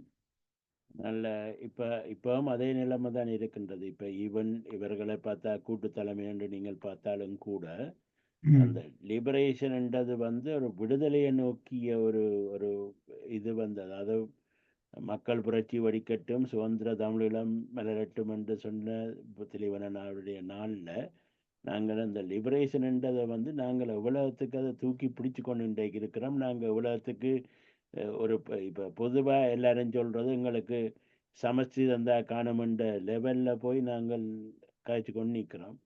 எங்களுடைய அதுக்கு 57ஆம் ஆண்டு சொன்னது, 56ஆம் ஆண்டு சொன்னதுகள் எல்லாம் சரி. ஆனால் நாங்கள் என்னத்துக்கு திரும்பவும் அதே லெவலுக்குள்ளே போயிட்டு ஈவன் நாங்கள் 83ஆவது இது வெளியிலேயும் இதே நிலைமை தான் இருக்கின்றது. இந்த இப்போ வந்து கொமெண்ட் எழுதுறவை இந்த கொமெண்ட்டுகளை பார்த்தீங்கன்னா, நாங்கள் இவையோடு சேர்ந்து ஏதாவது செய்யலாம், அவளால் ரணிலோட செய்து முடிஞ்சுது, சஜித்தோட செய்து முடிஞ்சுது, வேறு ஆக்களோட செய்து முடிஞ்சுது, சந்திரிகாவோட செய்து முடிஞ்சுது, இப்போ அன்றாவோடையும் ஏதோ செய்யலாம் என்ற மாதிரியான அந்த நோக்கங்கள் வந்து எங்களுக்குள்ளே வந்து கொண்டிருக்கின்றது. ஆனால் அதை ஒரு நாங்கள் இன்னொரு விதத்தில் பார்க்கணும், இவர்கள் எப்படி வந்து இந்த அன்றாவண்ட ஜேவிபி வந்து எவ்வளவு அழிக்கப்பட்டும் அவர்கள் கடைசியில் இப்போ எத்தனையோ வருஷத்துக்கு பிறகு வந்து அவர்கள் தங்களுடைய ஆட்சி பீடத்தில் ஏறிட்டான். அப்போ அது ஒரு ஜனாதிபதியாக ஏறி இருக்கலாம். ஆனால் அந்த ஜனாதிபதிக்கு பின்னுக்கு இன்றைக்கு கிட்டத்தட்ட 100க்கும் மேற்பட்டவர்கள் வேலை செய்து கொண்டிருக்கணும். அதாவது ப்ரொஃபஸர்ஸாக கிட்டத்தட்ட இப்போ 20 ப்ரொஃபஸர்ஸு கிட்ட 20-25 ப்ரொஃபஸர்ஸு கிட்ட இருக்கணும் கீழே. அப்போ ஆனால் நாங்கள் எங்களுடைய சமுதாயம் இன்றைக்கு இந்த இவர்களை, அதாவது வந்து இந்த அறிவு கொண்டவர்களை எல்லாரையும் ஒதுக்கி விட்டதா? ஏனென்று சொன்னால் யாழ்ப்பாணத்திலிருந்து ஒரே ஒரு ப்ரொஃபஸர் கணேசலிங்கத்தை தவிர மற்ற எல்லாரும் ரணிலுக்கு அங்கே ஓட்டு போட்டதாக கேள்விப்பட்டோம். அப்போ இப்படியான ஒரு ஒரு சமுதாயம் என்னென்று உருவாகுகின்றது, அல்லது என்ன என்ன முறையில் எங்களுடைய அறிவுசார் சமூகம் வந்து விடுதலையை எப்படி பார்க்கின்றன்னு ஒரு கருத்து இருக்கின்றது தானே? அதை பற்றி நீங்கள் என்ன நினைக்கின்றீர்கள்? நான் இப்ப குறிப்பிட்ட மாதிரி இதுக்கான அடிப்படை காரணம் வந்து எங்களுக்கு 2009 அந்த விடுதலை போராட்டம் நசுக்கப்பட்ட பேர்ந்து ஒரு தலைமை என்றது ஒரு விடுதலையை நோக்கி பயணிக்கக்கூடிய ஒரு தலைமை வந்து இருக்கையில. இப்ப சம்பந்தரா இருக்கலாம், தமிழரசு கட்சி இந்த இருக்க டிஎன்ஏ, மற்ற எல்லாருமே அந்த எங்களுக்காக குரல் கொடுத்த என்று சொல்லப்பட்ட அனைவருமே ஒரு இணக்க அரசியல் என்ற ஒரு மாயைக்குள்ள அவையில் எங்களை வழி நடத்தி இருக்கணும், அங்கே இருக்கிற மக்களை வழி நடத்தி இருக்கணும். அதுக்கு காரணங்கள் அதான் நான் சொன்ன மாதிரி இதுக்கு ஒரு சதி வேலையாகத்தான் நான் பார்க்கிறேன். எங்களோட இனத்தை வந்து மழுங்கடிச்சு ஒரு சமூக கட்டமைப்புக்குள்ள கொண்டு வந்து இனிமேலும் இந்த விடுதலை என்றதை உணர்வையே இல்லாமலாக்குற ஒரு ஒரு வேலை திட்டத்தை தான் இந்த புலனாய்வு துறைகளில் சேர்ந்தவர்களும் சரி, உலகத்தில் இந்தியா போன்ற நாடுகளும் சரி எங்களை எங்களுக்கு செய்த சதியாகத்தான் இதை பார்க்குறேன். ஆனால் இப்போ இந்த உண்மைதான் நீங்கள் சொன்ன மாதிரி இப்போ ஒரு ஒரு கன்ஃபியூஸ் ஸ்டேஜில் தான் சமூகம் இருக்குது. ஆனால் நிச்சயமாக நான் நினைக்கிறேன் இதுக்குள்ளால நாங்கள் வெளியில் வர வேணும், கட்டாயம் வர வேண்டிய தேவை இருக்குது. அந்த ரீதியில் இப்போ நடந்து கொண்டிருக்கிற சில விடயங்கள், இப்போ இந்த பொதுச்சபை, பொது கட்டமைப்பு, மற்றது இது இவர்கள் என்ன மாதிரி இதை அடுத்த கட்டத்தை நோக்கி பயணிக்க போயினம் என்றதில் வந்து எனக்கு ஒரு பர்சனலாக ஒரு நம்பிக்கை இருக்குது. நாங்கள் அந்த லிபரேஷன் ஒரு மக்கள் எழுச்சியை வந்து தொடர்ச்சியாக வளர்க்க வேண்டும், வளர்க்க வேண்டிய தேவை ஒன்று இருக்குன்றதை நான் புரிஞ்சு கொள்கிறேன். அதன் அடிப்படையில் இது ஒரு டேர்னிங் பாயிண்டாக நாங்கள் பார்த்து எடுக்க வேணும், அடுத்த கட்டத்தை நோக்கி பயணிக்க வேணும். ஒரு தேசிய உணர்வையும் விடுதலையை நோக்கி நாங்கள் பயணிக்க வேண்டிய தேவை ஒன்று இருக்குது. இது நாங்கள் சரியாக புரிஞ்சு கொள்ளணும். அடிமட்டம் வரையும் இதுக்கான வேலை திட்டங்களை நாட்டில் செய்ய வேணும் எல்லாருக்கும். அதாவது அந்த காம்ப்ரமைஸ் பொலிட்டிக்ஸ் என்ற ஒரு விஷயத்தை வந்து எங்களோட தலைமை வந்து கடந்த 15 வருஷம் லிபரேஷன் என்ற வேர்ட் வந்து சாரி இந்த லிபரேஷன் என்ற வேர்ட் வந்து அங்க வந்து இல்ல இப்ப இது என்ன சொல்றது இப்ப மறக்கப்பட்டிருக்கின்றதா இலங்கையில? அழிக்கிறதுக்கான முயற்சியும் நடந்திருக்குது. இல்ல நான் கேட்கிறேன் என்னடா இப்ப லிபரேஷன் இப்ப டெலோன்றதும் liberation organisation, Tamil liberation organisation தானே இருக்குது. அதை வந்து அங்க வந்து அவ வந்து பதிஜபட்ச கட்சியத்தனை வச்சிருக்கணும். அப்ப லிபரேஷன் என்ற வேர்டை வந்து அங்க மறக்கப்படையிலேன்னு தானே நாங்க பார்க்கணும். இல்ல என்னென்றால் இங்க பேர் வந்து பேர் இல்லை இங்க இம்பார்ட்டன்டாக இருக்கிறது. அதன் அடுத்த கட்டத்தை நோக்கின அவைகளுடைய செயல்பாடுகள்லாம் இங்க முக்கியமாக இருக்குது. இப்ப டெலவா இருக்கலாம். ஈவன் நான் அன்றைக்கு சொன்ன நான் ஒரு டைம்ல தமிழ் யுனைடெட் ஃப்ரண்ட் இருந்தது. டியூ அந்த எல் இல்லாம தான் தொடங்கினது. Tamil United front. ஆமா பேருந்து இல்லை இது போராட்டம் தான் அந்த லிபரேஷன் என்றதை உள்வாங்கினவை. அந்த அது மாதிரி தான் இப்ப இந்த இந்த இந்த என்னென்னா நீங்க ஒன்று கவனிக்கணும். 2009 திடீரென்று தந்தை செல்வா பிரபாகரன் என்ற அந்த லீடர்ஷிப்புக்களால நாங்கள் ஒரு விடுதலை போராட்டத்தை நடத்தி ஒரு முழுதாக அழிக்கப்பட்ட நிலையில அங்க இருக்கிற மக்களை சரியான முறையில வழி நடத்துறதுக்கான அந்த தலைமை ஒன்று இல்லாமல் போனதுதான் நீங்க இப்ப சொல்லுற இந்த லிபரேஷன் என்றது வந்து நடைமுறையில சாத்தியப்படாமல் போனதுக்கு காரணம். அதுக்கான அடிப்படை காரணம் தனியா எங்களுடைய தலைமையை மட்டும் நான் பார்க்கையில, தலைமையை வந்து ஒரு மேனிப்புலேட் பண்ணி அதை இன்னமும் ஒரு அடிமைப்படுத்த இல்லாட்டி அந்த அந்த போராட்டத்தை மழுங்கடிக்கிறதுக்கு வெளி சக்திகளும் தான் இதுக்கு பின்னணியில இருந்து இந்த ட்ரக்ஸ்களை இன்ட்ரடியூஸ் பண்ணி பலவிதமான ஆன்டி சோசியல் ஆக்டிவிட்டீஸ்களை எங்கள்ட வடக்கு கிழக்கு மாகாணங்களில் ஏற்படுத்தி எல்லாம் செய்திருக்கணும். இதுக்கு காரணம் ஒரு ஸ்ட்ராங்கான லீடர்ஷிப் இல்லாததும் அடிப்படையான காரணம். நாங்கள் திடீரென்று ஒரு கேப் ஒன்று உருவாகிட்டது. ஆனால் நான் நினைக்கிறேன், இப்போ நீங்கள் இப்படி பார்த்தீங்கன்னா விளங்கும், ஜேவிபி கூட ஒரு டைமில் வந்து சரியான ஒரு லோ ப்ரொஃபைலுக்கு போக வேண்டிய சூழல் வந்து சேர்ந்து அங்கே இருந்து தான் அதை டெவலப் பண்ணி வந்திருக்கணும் இல்லையா? அங்கே வந்து இப்போ இன்றைக்கு 40 அது வந்து ஒரு மெஜாரிட்டி கம்யூனிட்டி என்ற முறையில் வந்து பவுன்ஸ் பேக் பண்ணுறது ஈஸி. ஒரு ஃப்ரீடம் இருந்தது, அங்கே ஒரு ஃப்ரீடம் இருந்தது. அடக்குமுறை அங்கே இருக்கையில் இல்லை, அவ வந்து இப்போ நான் என்ன கருத்து சொல்கிறேன் என்றால், ஒரு மெஜாரிட்டி கம்யூனிட்டி, அதாவது வந்து நாங்கள் இப்போ சவுத் ஆப்பிரிக்கன் விடுதலையை எதிர்பார்ப்போம். ஆனால் அந்த சவுத் ஆப்பிரிக்கன் விடுதலையில் வந்து அது ஒரு majority community has impressed by a minority community என்ற முறையில் வந்து அவைக்கு டெமோக்ரஸி என்ற இதில் வந்து they have got a upper hand in they had to get the election rolling, and then that election rolled, and then he was liberated, Nelson Mandela. So he had the election and he got into the power by the use of votes. அதுக்கு பிறகு then he இதே நிலைமை தான் இப்போ ஜேவிபிக்கும் they could able to convince people after அறுக்கலையே அவங்க எல்லாரும் கள்ளங்கள், அதில் வந்து நாங்கள் அவங்க எல்லாரையும் துரத்தி போட்டு ஒரு சரியான நீதியான சமுதாயத்தை கொண்டு வரணும், கொள்ளையடிக்கிறவனை வச்சுக்கொண்டு நாங்கள் இருந்தால் எப்போவும் அப்படித்தான் இருப்போம்ன்ற ஒரு மன மாற்றத்தை அங்கே கொண்டு வந்திருக்கணும். ஆனால் எங்களோட மக்கள்கிட்ட இப்போ இருக்கிற மனமாற்றம் வந்து வேறு சைடில் போய் கொண்டிருக்கின்றது. அதாவது வந்து நாங்கள் நெகட்டிவாக போகிற மனமாற்றத்தை தான் நாங்கள் பார்க்குறோம். ஏனென்றால் நாங்கள் இப்போ பொது வேட்பாளரை போட்ட முறையிலையும் வந்து அது எங்களுக்கு ஒரு மிக முக்கியமான செய்தியை சொல்லி இருக்கின்ற என்னென்னு சொன்னால், எவ்வளவுத்துக்கு நெகட்டிவான சைட்டில் நாங்கள் போயிருக்கிறோம். சிங்களீஸ் அதாவது இந்த ஜேவிபி வந்து எவ்வளோ பாசிட்டிவான சைடில் வந்திருக்குன்னு பார்க்கும்போது இதுக்கு மடுக்கும் அதுக்கும் என்ன மலைக்கும் உள்ள டிஃப்ரென்ஸை நாங்கள் பார்க்குறோம். அப்போ நாங்கள் என்ன முறையில் கட்டி எழுப்ப போகிறோம் என்றால், எப்போவும் ஸ்டார்டிங் வந்து என்ன முட்டுங்கோணன்ற லெவலுக்கு போகக்கூடாது. நாங்கள் எப்போவும் வந்து எந்த போராட்டத்தை செய்தாலும் கூட அதை நாங்கள் ரிவ்யூ பண்ணுறது கிடையாது. ஆனால் ஒன்று ஜேவிபி தன்னை ரிவ்யூ பண்ணி தன்னை திரும்ப மீள்சீரமைச்சு வந்திருக்குது. ஆனால் தமிழர்கள் இன்றைக்கு மட்டும் அவர்களை ரிவ்யூ பண்ணி அவர்கள் விட்ட பிள்ளைகள் என்ன முறையில் நாங்கள் என்னென்ன பிள்ளைகளை விட்டுருக்கிறோம் எப்படி ரிவ்யூ பண்ணி எங்களை மேலே கொண்டு வருமன்ற நிலைமை கொஞ்சம் பிரச்சனையாக தான் இருக்கின்றது. அதில் நாங்கள் அந்த ரிவ்யூவுக்கு நாங்கள் இன்றைக்கு தயாராக இருக்கின்றோமா, அல்லது நாங்கள் இப்படியே பூசி மொழி நினைக்கிறேன்.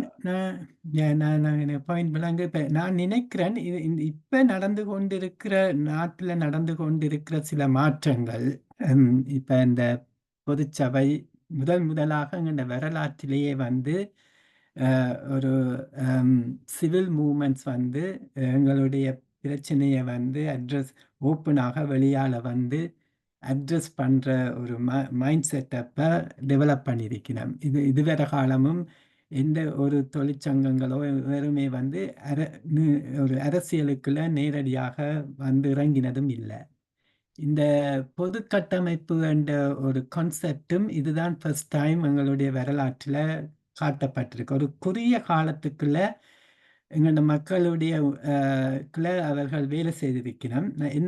நான் இதை பாசிட்டிவாகத்தான் பார்க்குறேன். எப்படி ஒரு அறக்கலை என்ற அந்த நிகழ்வு வந்து சிங்கள பிரதேசத்தில் உருவாகி அது ஒரு கிளர்ச்சியை ஏற்படுத்தினதோ அது மாதிரி தான் எங்களுடைய பிரதேசங்கள்லையும் வந்து இந்த மாற்றங்கள், இந்த சேஞ்சஸ் அப்ரோச் வந்து லீட் பண்ணுமென்று நான் நினைக்கிறேன். இப்போ நீங்கள் யோசிச்சு பாருங்க, இந்த 2009க்கு பேர்ந்து அந்த பிரதேசங்கள் எங்கள் நாட்டில் இருந்து அம், மௌனிக்கப்பட்டிருக்கிற இந்த போராளிகள் இன்னைக்கு 15 வருஷம் போயிட்டுது.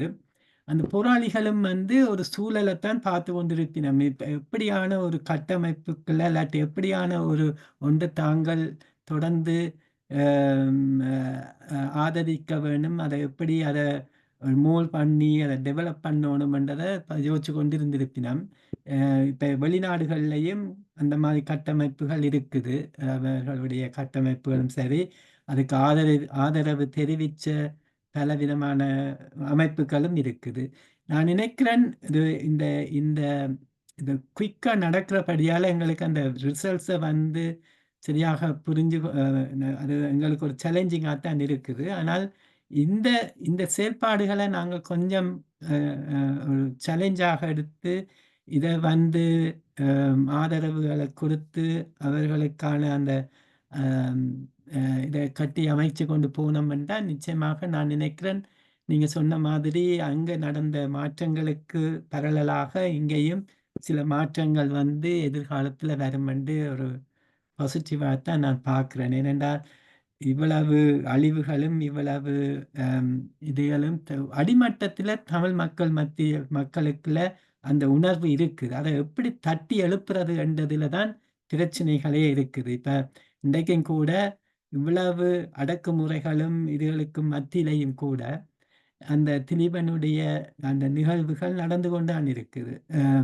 அங்கே நூற்றுக்கணக்கான மக்கள் வந்து அணிதிரண்டு கொண்டு தான் இருக்கிறார்கள். அப்போ அங்கே எங்கேயோ ஒரு இடத்துல இருக்குது. அது இந்த எல்லா செக்ஷன்லையும் எல்லா மக்கள் மத்தியிலையும் அடிமனதில் இந்த இந்த உணர்வுகள் இருக்குது. அதுக்கான ஒரு வழிகாட்டலும் ஒரு புற சூழலும் உருவாகிக்க தான் நான் நினைக்கிறேன் மீண்டும் அது வெளிப்பாடு காட்டும் என்று நினைக்கிறேன். அது வந்து ஒரு சேலஞ்சிங்காகத்தான் நாங்கள் எடுக்க வேணும். சரி, மிக்க நன்றி. நீங்கள் ஓரளவுக்கு தெளிவாக்கி இருக்கின்றீர்கள். என்னென்னு சொன்னால், நாங்கள் ஒரு மர்க்கியில தான் இன்றைக்கு நின்று கொண்டிருக்கின்றோம். அதில் அது ஒரு தெளிவு எங்களுக்கு கிடைச்சிருக்கிறது. நன்றி. ஆர்வம் ஐயா, இதே கேள்வி உங்கள்கிட்ட, நீங்கள் எப்படி பார்க்கின்றீர்கள்? இந்த லிபரேஷன் என்றது வந்து இன்னும் கூடியிருக்கின்றதா குறைந்திருக்கின்றதா? உங்களுடைய கருத்து எப்படி இருக்கின்றது? அருமை, எங்களோட மீட் எடுத்து கேட்பீங்களா? வணக்கம். எனக்கும் மிக இனிய வணக்கங்கள். மிகவும் நன்றாக சில விடயங்களை தெளிவுபடுத்தியிருந்தீர்கள். இந்த எங்களுடைய இளைய சமுதாயத்தை எப்படி அளிக்கின்றார்கள், அல்ல அந்த சிந்தனையை, அந்த விடுதலை உணர்வை அவர்களிடமிருந்து என்ன முறையில் அளிக்கின்றார்கள் என்பதையெல்லாம் நீங்கள் மிக தெளிவாக விளங்கப்படுத்தியிருந்தீர்கள். நாங்கள் இன்று அவர் கூறியது போல, திரு குவன் அவர்கள் கூறியது போல, மக்களிடம் அந்த உணர்வு இருக்கிறது. சாதாரண மக்களிடம் இளைய சமுதாயத்தை அவர்கள் திசை மாற்றியதால் ஒரு பகுதி மக்கள், ஒரு எளிய சமுதாயம் அதை அந்த அதிலிருந்து விலக்கப்பட்டிருக்கின்றார்கள். மற்றது எமக்குள்ள நான் முதல் கூறியது போல, எமக்குள்ள அந்த வரலாற்றை நாங்கள் சரியாக அறிந்து கொள்ளாதபடியால் இந்த இன்றைக்கு இந்த அனுராவுக்கு பின்னால ஒரு கூட்டம் போவதென்றால் அவர்கள் அந்த வரலாற்றை தெரியாதவர்கள், அல்ல தெரிந்தும் தங்களுடைய சுயநலம் கருதி தமிழினத்தை வித்து தாம் வாழணும் என்று நினைப்பவர்கள். ஆக இந்த இப்படியானவர்களை மாற்ற வேண்டும் என்று சொன்னால் எளிய சமுதாயம் எழுச்சி கொள்ள வேணும். அந்த எழுச்சியினூடாகத்தான் லிபரேஷன் என்று சொல்லி நான் முதலில் குறிப்பிட்டிருந்தேன். நாங்கள் இன்று இல்லை, ஸ்ரீ சுந்தரலிங்கம் அடங்கா தமிழ் மன்னனை தமிழன் என்று கூறப்படுற வவுனியாவிலிருந்து தெரிய செய்யப்பட்ட ஸ்ரீ சுந்தரலிங்கம் 1932 34 ஆண்டு சுயாட்சி வேணும் என்று கேட்டார். ஆனால் அவருக்கு பின்பு அவர்கள் மந்திரி பதவியை கொடுத்து அந்த அந்த உணர்வை மழுங்கடித்தார்கள். அதே போல இன்றைக்கு அன்று பதவி என்ற ஒரே விடயம், இன்றைக்கு பல விடயங்களால் எங்களுடைய சமுதாயம் அளிக்கப்பட்டு கொண்டிருக்கிறது. ஆனால் நாங்கள் இந்த ஆனால் சில மக்கள், ஒரு பகுதி மக்கள் எங்களுக்கு இந்த விடுதலை வேணும் என்ற அந்த உணர்வோட லிபரேஷன் அல்லாடி மண் மீட்கப்பட வேண்டும் என்பதில் உறுதியாக தான் இருக்கிறார்கள். ஆகவே நாங்கள் அனைவரும் ஒன்று செல்ல வேணும். அப்படின்ற நான் முதல் கூறியது போல, நான் முதல் குறிப்பிட்டிருந்தேன் ஒரு உதாரணம், மாசோதியின் கைநூல் அவர்கள் வயலில் வேலை சீனாவில் வயலில் வேலை செய்யும் தொழிலாளர் கூட ஓய்வு நேரங்களில் எடுத்து படிப்பார்கள். அப்படி நான் அறிந்தேன். அப்ப அதே போல நாம் எமது வரலாற்றையும் எமக்கு என்ன வேணும் என்பதையும் தெளிவாக தெரிந்து கொண்டு எமது ஒரு செயல்பாடு நோக்கி முன்னோக்கி செயல்பட முற்பட வேண்டும் முதல். அப்ப எங்களுடைய அந்த அறிவில் ஒரு மாற்றத்தை ஏற்படுத்த வேண்டும், தெளிவை ஏற்படுத்த வேண்டும், உறுதியுடன் செயல்பட வேண்டும் விடுதலை நோக்கி என்று கூறி நான் இந்த கருத்தை நிறைவு செய்கிறேன். திருவாளர் பேன் அவர்களுக்கு எனது வாழ்த்துக்களை நன்றியை தெரிவித்துக் கொள்கிறேன். நல்ல சுருக்கமாக நல்ல கருத்துக்களை முன்வைத்தீர்கள். எங்களை அழிப்பது ஸ்ரீலங்கா புலனாய்வு பிரிவு மட்டுமல்ல, பலம் வாய்ந்த எங்களை விட பல மடங்கு பலம் வாய்ந்த புலனாய்வு சக்திகள் எங்களுக்கு ஊடுருவி எங்களை அழித்துக் கொண்டிருக்கின்றன.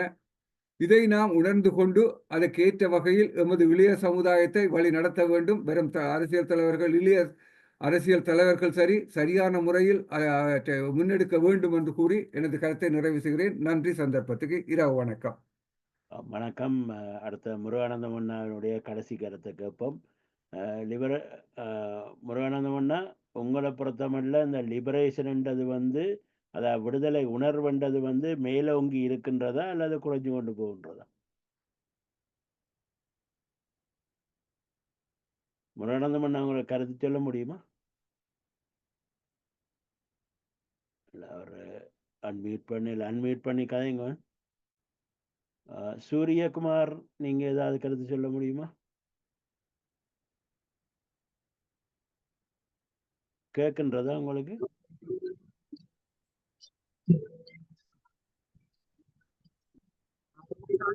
அல்லது பாஸ்கரன்? முருகானந்தமண்ணா, நீங்க நிக்கிற இடம் சரியில்லை, உங்களோட சத்தம் கேட்கல, கொஞ்சம் மூவ் பண்ணணும் இடத்தை. முருகானந்தமண்ணா, உங்களோட சத்தம்.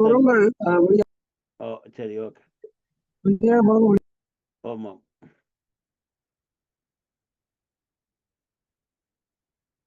வீடியோ தேவையில்லை, நீங்கள் நார்மலாக வாங்க.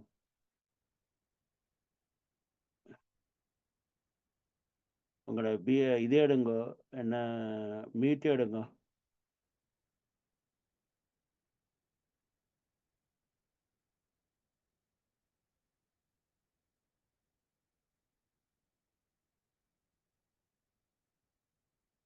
முருகானந்தமண்ணா, அன்மியூட் பண்றீங்களா?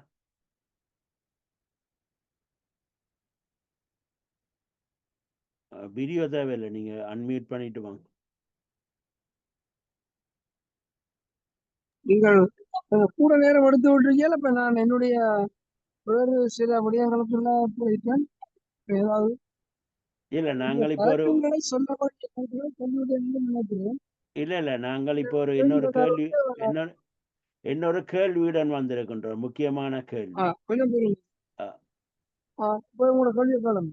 முக்கியமான கேள்வி என்னென்றால், இப்ப குவன் அவர்களுடன் நாங்கள் பேசியிருந்தோம். என்னென்று சொன்னால், இந்த விடுதலை உணர்வுன்றது எங்களுக்குள் மேலோங்கி இருக்கின்றதா, அதாவது லிபரேஷன் என்றது அல்லது மலங்கடிக்கப்படுகின்றதா என்ற ஒரு கேள்வியை நாங்க கேட்டிருக்கிறோம்.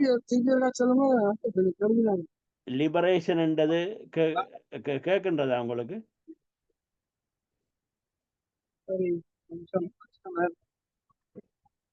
கேட்கின்றதா? நீங்க உங்களோட இத ஸ்பீக்கர். லிபரேஷன் என்றது அதாவது லிபரேஷன் என்று சொல்லுகின்ற அந்த சொல்லுக்கான இது விடுதலை. அந்த விடுதலை உணர்வு மேலோங்கி இருக்கின்றதா அல்லது மழுங்கடிக்கப்படுகின்றதா?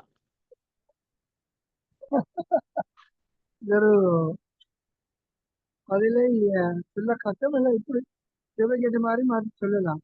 நிமிடம் அப்போது ஒரு வார்த்தை சொன்னார், கொஞ்சம் ரொம்ப ஹேட்டிங்கா இருந்தது. ஆனால் ஒரு யதார்த்தம். வந்திருப்பவர்கள் தங்களது அலுவலுக்காக தான் வந்தாருன்ற மாதிரி. ஆனால் அவர்கள் பொறுத்தவரை தங்களது அலுவலுக்கு வரையக்குள்ள அடிநாதமாக இருந்தது லிபரேஷனோடு சம்பந்தப்பட்ட தனி மனித பாதிப்புகளும் தேவைகள். லிபரேஷன் நிச்சயமாக ஈழத்தமிழ் இனத்திற்கு உடைய அரசியல் வாழ்க்கையிலே ஒரு அடிநாதமான விடயம். ஆனால் அந்த லிபரேஷன் என்றது நான் அப்போது அந்த வார்த்தையை நான்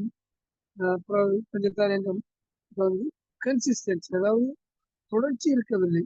இப்போ ஒற்றுமை, மக்கள் புரட்சி, நீங்கள் இருக்கிற லிபரேஷன், இவைகள் எல்லாம் ஒரு வகையிலே ஒரு உணர்வு சார்ந்த விஷயங்களும் தான். இதை இதை ஒரு விஷயத்தை தான் இப்போதைக்கு சொல்லலாம். என்னென்றால், இப்ப அரியநேந்திரன் என்ன மாதிரி ஒரு குறியீடாக இருந்தாரோ, தமிழ் பொது வேட்பாளர் மாதிரி, தேசிய தலைவர் என்ன மாதிரி இனத்தின் போராட்டத்திற்கு ஒரு குறியீடாக இருந்தாரோ, அந்த செல்வா என்ன மாதிரி அந்த கோட்பாட்டை உருவாக்குவதில் ஒரு குறியீடாக இருந்தாரோ, தியாகி சோமமாறன் அர்ப்பணிப்புக்கு உச்சபட்சமான இயற்கையாளத்துக்கு எப்படி ஒரு குறியீடாக இருந்தாரோ, அப்படி இந்த லிபரேஷன் என்பதற்கு குறியீடாக இன்றைக்கு எங்களுக்கு யாரோ ஒருவர் ஏதோ ஒரு அமைப்பு தேவைப்படுது. அந்த இடத்திலே பார்க்கின்ற பொழுது கொஞ்சம் கஷ்டமாக தான் இருக்கிறது. அப்ப லிபரேஷன் என்பது இல்லை, நீங்கள் தனிப்பட்ட முறையில் கேட்டால், அதாவது என்ன நீங்கள் தனிப்பட்ட முறையில் கேட்டால், அது அந்த உள்ளே கனல் கொண்டு இருக்கிறது. நல்ல ஒரு தேவாரத்தில் கூட அந்த ஒரு சொற்றொடர் வருது, அது உள்ளே கனல் கொண்டு இருக்கின்றது, ஆனால் அது வெளியரங்கமாக முழுமையாக வெளிப்பட முடியாமல் இருக்கிறது. ஒன்று இலங்கை அரசாங்கத்தினுடைய சட்டத்திட்டங்கள், இலங்கை அரசாங்கத்தின் அந்த பெரும்பான்மை, இடைச்சாதியாரத்தின் பெரும்பான்மை, அங்கே இருக்கக்கூடிய மக்கள் வெளிநாடுகளுக்கு வர எங்களுடைய தமிழ் மக்கள் வெளிநாடுகளுக்கு வர வேண்டியதிலே காட்டுகின்ற அக்கறையை தாயகத்திலே ஒரு அந்த வாழ்விடத்திலேயே வாழ்கின்ற மக்களாக தங்களை தகவமைத்துக் கொள்வதற்கு அக்கறை காட்டாமல் இருப்பது. வெளிநாடுகளுக்கு வந்த நாங்கள் மிக பெரும்பாலானோர் தாயக மக்கள் தன்னுடைய நலன் சார்ந்து தாயகத்தினுடைய உரிமை போராட்டம் கைவிடாமல் போகின்றது என்பதற்காக போதிய அளவுக்கு பங்களிக்காமல் இருப்பது பல விடயங்கள் இருக்கின்றன. அப்ப இவர்களை மீட்பதற்கான ஒரு மீட்பன் தேவைப்படுகிறது. இப்ப இந்த காட்சி ஊடகத்தில் இருக்கிறார் என்று நான் நினைக்கிறேன். நான் என்னுடைய அதில் பார்க்கின்றபடியால் இப்ப தலைவர் இருக்கிறார் என்கின்ற ஒரு கருத்தை எந்த ஒரு இடத்திலே யாரோ ஒரு பகுதியினர் சொல்லிக் கொண்டிருக்கின்ற பொழுது, தலைவர் இருக்கிற விரோதையை இன்னும் வெளிப்படாமல் இருக்கிறார், அது என்னை போட்டு மனதை, தலைவர் இருக்கின்றார் என்றால் ஏன் இன்னும் வெளிப்படாமல் இருக்கிறார், இதற்கு பிறகு அவர் வெளிப்படுகின்ற பொழுது அது பயன் தருமா என்கின்ற ஒரு கேள்வி இருக்கிறது. ஆனால் தலைவர் வீர வணக்கத்துக்குரிய தெய்வ நிலையிலே எங்கள் மாவீரர்களுடைய அந்த மத்தியிலே அவர் தனக்கான அந்த தனிப்பெரும் பீடத்திலே அமர்ந்திருக்கிறார் என்கின்ற ஒரு நிலைமை உள்ளபடிக்கு வெளிப்படுமாயின், புதிய தலைவர் யார் என்கின்ற ஒரு தேடலங்களுக்கு நேரம், அல்லது அவர் தன்னை வெளிப்படுத்துகிற ஒரு தன்மை வரும். இது குரு பாரம்பரியங்களுக்கு வருகிறது. ஒரு அரசியல் விடயங்களிலும் அவ்வப்போது ஜனநாயக கட்சி அரசியல்களிலும் வருவதுண்டு, புரட்சிகர அரசியல்களிலும் வருவதுண்டு. ஆனபடியால் விடுதலை என்கின்ற அந்த உணர்வு எங்கோ ஒரு இடத்திலே ஒரு உருவகமாக வெளிப்பட வேண்டும். அதுதான் இப்போது தேவை என்று அடியேன் கருதுகிறேன். இது உணர்வின் வெளிப்பாடாக வந்த கருத்தை ஒழிய இதனுடன் தயார் பண்ணி வந்த கருத்து அல்ல என்று கூறிக்கொண்டு மேற்கொண்டு கேட்க விரும்பினால் கேளுங்கள். நன்றி. உண்மையில் ஒரு ஒரு கருத்துடன் வருகின்றோம். இப்ப முருகானந்தம் அண்ணா சொன்ன மாதிரி நாங்கள் அந்த என்ன உள்ளே கலந்து முகத்தால் மிகவாடி ஆளாங்கிருக்கும் அடியார் தன்கள் அல்லல் சொன்னக்கால் வாழாங்கிருப்பீர் திருவாரூரில் வாழ்ந்து போகிறே என்று சுந்தரமூர்த்தி நாயனார் சத்தம் தான் கேட்கிறது ஒழிய செல்வன் எனக்கு தெளிவாக வருவதில்லை. அதனால் நான் கேட்டுக்கொண்டது என்னிடம் சரி. கேட்பதை விடுத்து நீங்கள் வேறு யாரிடம் கேட்பதாகவும் ஆமாம். அல்லது நீங்களே நிறைவு செய்வதாகவும் நினைத்துக் கொள்ளுங்கள். நான் உங்களுடைய பதிவிலே நடந்ததை நான் பார்த்துக் கொள்வேன். நன்றி. ஆமாம். வணக்கம். இப்போ முருகானந்தம் ஐயா குறிப்பிட்ட மாதிரி அந்த பாட்டு வந்து உள்ளே கனந்து முகத்தால் மிக வாடி ஆளாங்கிருக்கும் அடியார்தங்கள் அல்லல் சொல்லக்கால் வாளாங்கிருப்பீர் திருவாரூரில் வாழ்ந்து போகிறே என்று தான் கண் போன போது திருவாரூரில் இருந்த பெருமானை பார்த்து சுந்தர நாயனார் பாடினதாக அந்த உள்ளே கனந்து கொண்டிருக்கின்ற அந்த விடுதலை தீ வந்து அது எப்போதான் வெளியில் வரப்போகின்றதுன்ற ஒரு கேள்வி ஒன்றும் அது எல்லாற்ற மனத்துக்குள்ளே இருந்து அது அது அந்த அந்த தீ எப்படி வெளிக்கிடுமோ அறகலை போராட்டத்தில் அது வெளிக்கிட்டு அங்கே இருந்த கொத்தபாயா 2/3 மெஜாரிட்டியோடு 69% ஓட்டோட வந்தவரையே அடியில் அடித்து துரத்தியது. ஆனால் அதே மாதிரி அதுதான் அந்த மக்கள் புரட்சி வெடிக்கட்டும் என்ற அந்த அந்த கனல் இன்றைக்கு வந்து நாங்கள் ஒன்றாக சேர்ந்து ஒற்றை குரலில் அது புரட்சியாக வெளியில் போய் நின்று கத்தணுன்ற அவசியம் இல்லை. அது ஒரு சிக்னேச்சர் கேம்பெயினாக கூட இருக்கலாம். என்னென்னு சொன்னால் நீங்கள் ஒவ்வொரு முறையும் இங்கே வந்து ஐசிசிக்கு நீங்கள் சிக்னேச்சர் கேம்பெயின் செய்யுங்க என்றால் 3i கேம்பெயின் 10,000 கேம்பெயின் தான் கிடைச்சிது. அதுக்கு பிறகு இப்போ நாங்களும் ஒரு ஐசிசிக்கு கேம்பெயின் செய்தோம், அதில் 18,000 கிடைச்சிது. அதை தவிர மேலே போனதாக இல்லை. ஆகையால் நாங்கள் மக்கள் புரட்சி வெடிக்கட்டும் என்று சொல்கிறது வந்து உள்ளுக்கிருந்து இப்போ முருகானந்தம் ஐயா சொல்ல மாதிரி உள்ளுக்கிருந்து எங்களை மனத்துக்குள்ளால் வெளியில் வர வேணும். அது வெளியில் வந்து அந்த செயல்பாடுகளை நாங்கள் செய்ய வேணும். அந்த செயல்பாடுகளை செய்வோமானால்தான் அந்த திலீபன் நான் கூறின அந்த மக்கள் புரட்சி வந்து சேரும். ஆகையால் நாங்கள் இப்போ ஒரு லிபரேஷன் என்றதையே வந்து நாங்கள் என்ன லெவலில் எங்களுக்குள்ளே வச்சிருக்கிறோம்.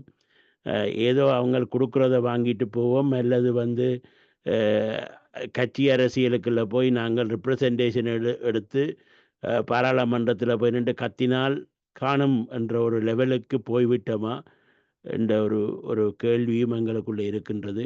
ஆகையால் உண்மையில் வந்து நாங்கள் குறிப்பிடுற மாதிரி இந்த பாராளுமன்ற தேர்தலில் எங்களுக்கு ஒற்றுமை இல்லாமல் போய் ஆசனங்கள் இல்லாமல் போனால் என்ன நடக்குமென்றதிலும் பார்க்க 3 ஆசனங்களை 2019ஆம் ஆண்டு வைத்திருந்த ஜேவிபி இன்றைக்கு கதிரையேறி இருக்கின்றது என்றதை ஞாபகம் வைத்து கொள்ள வேண்டும்.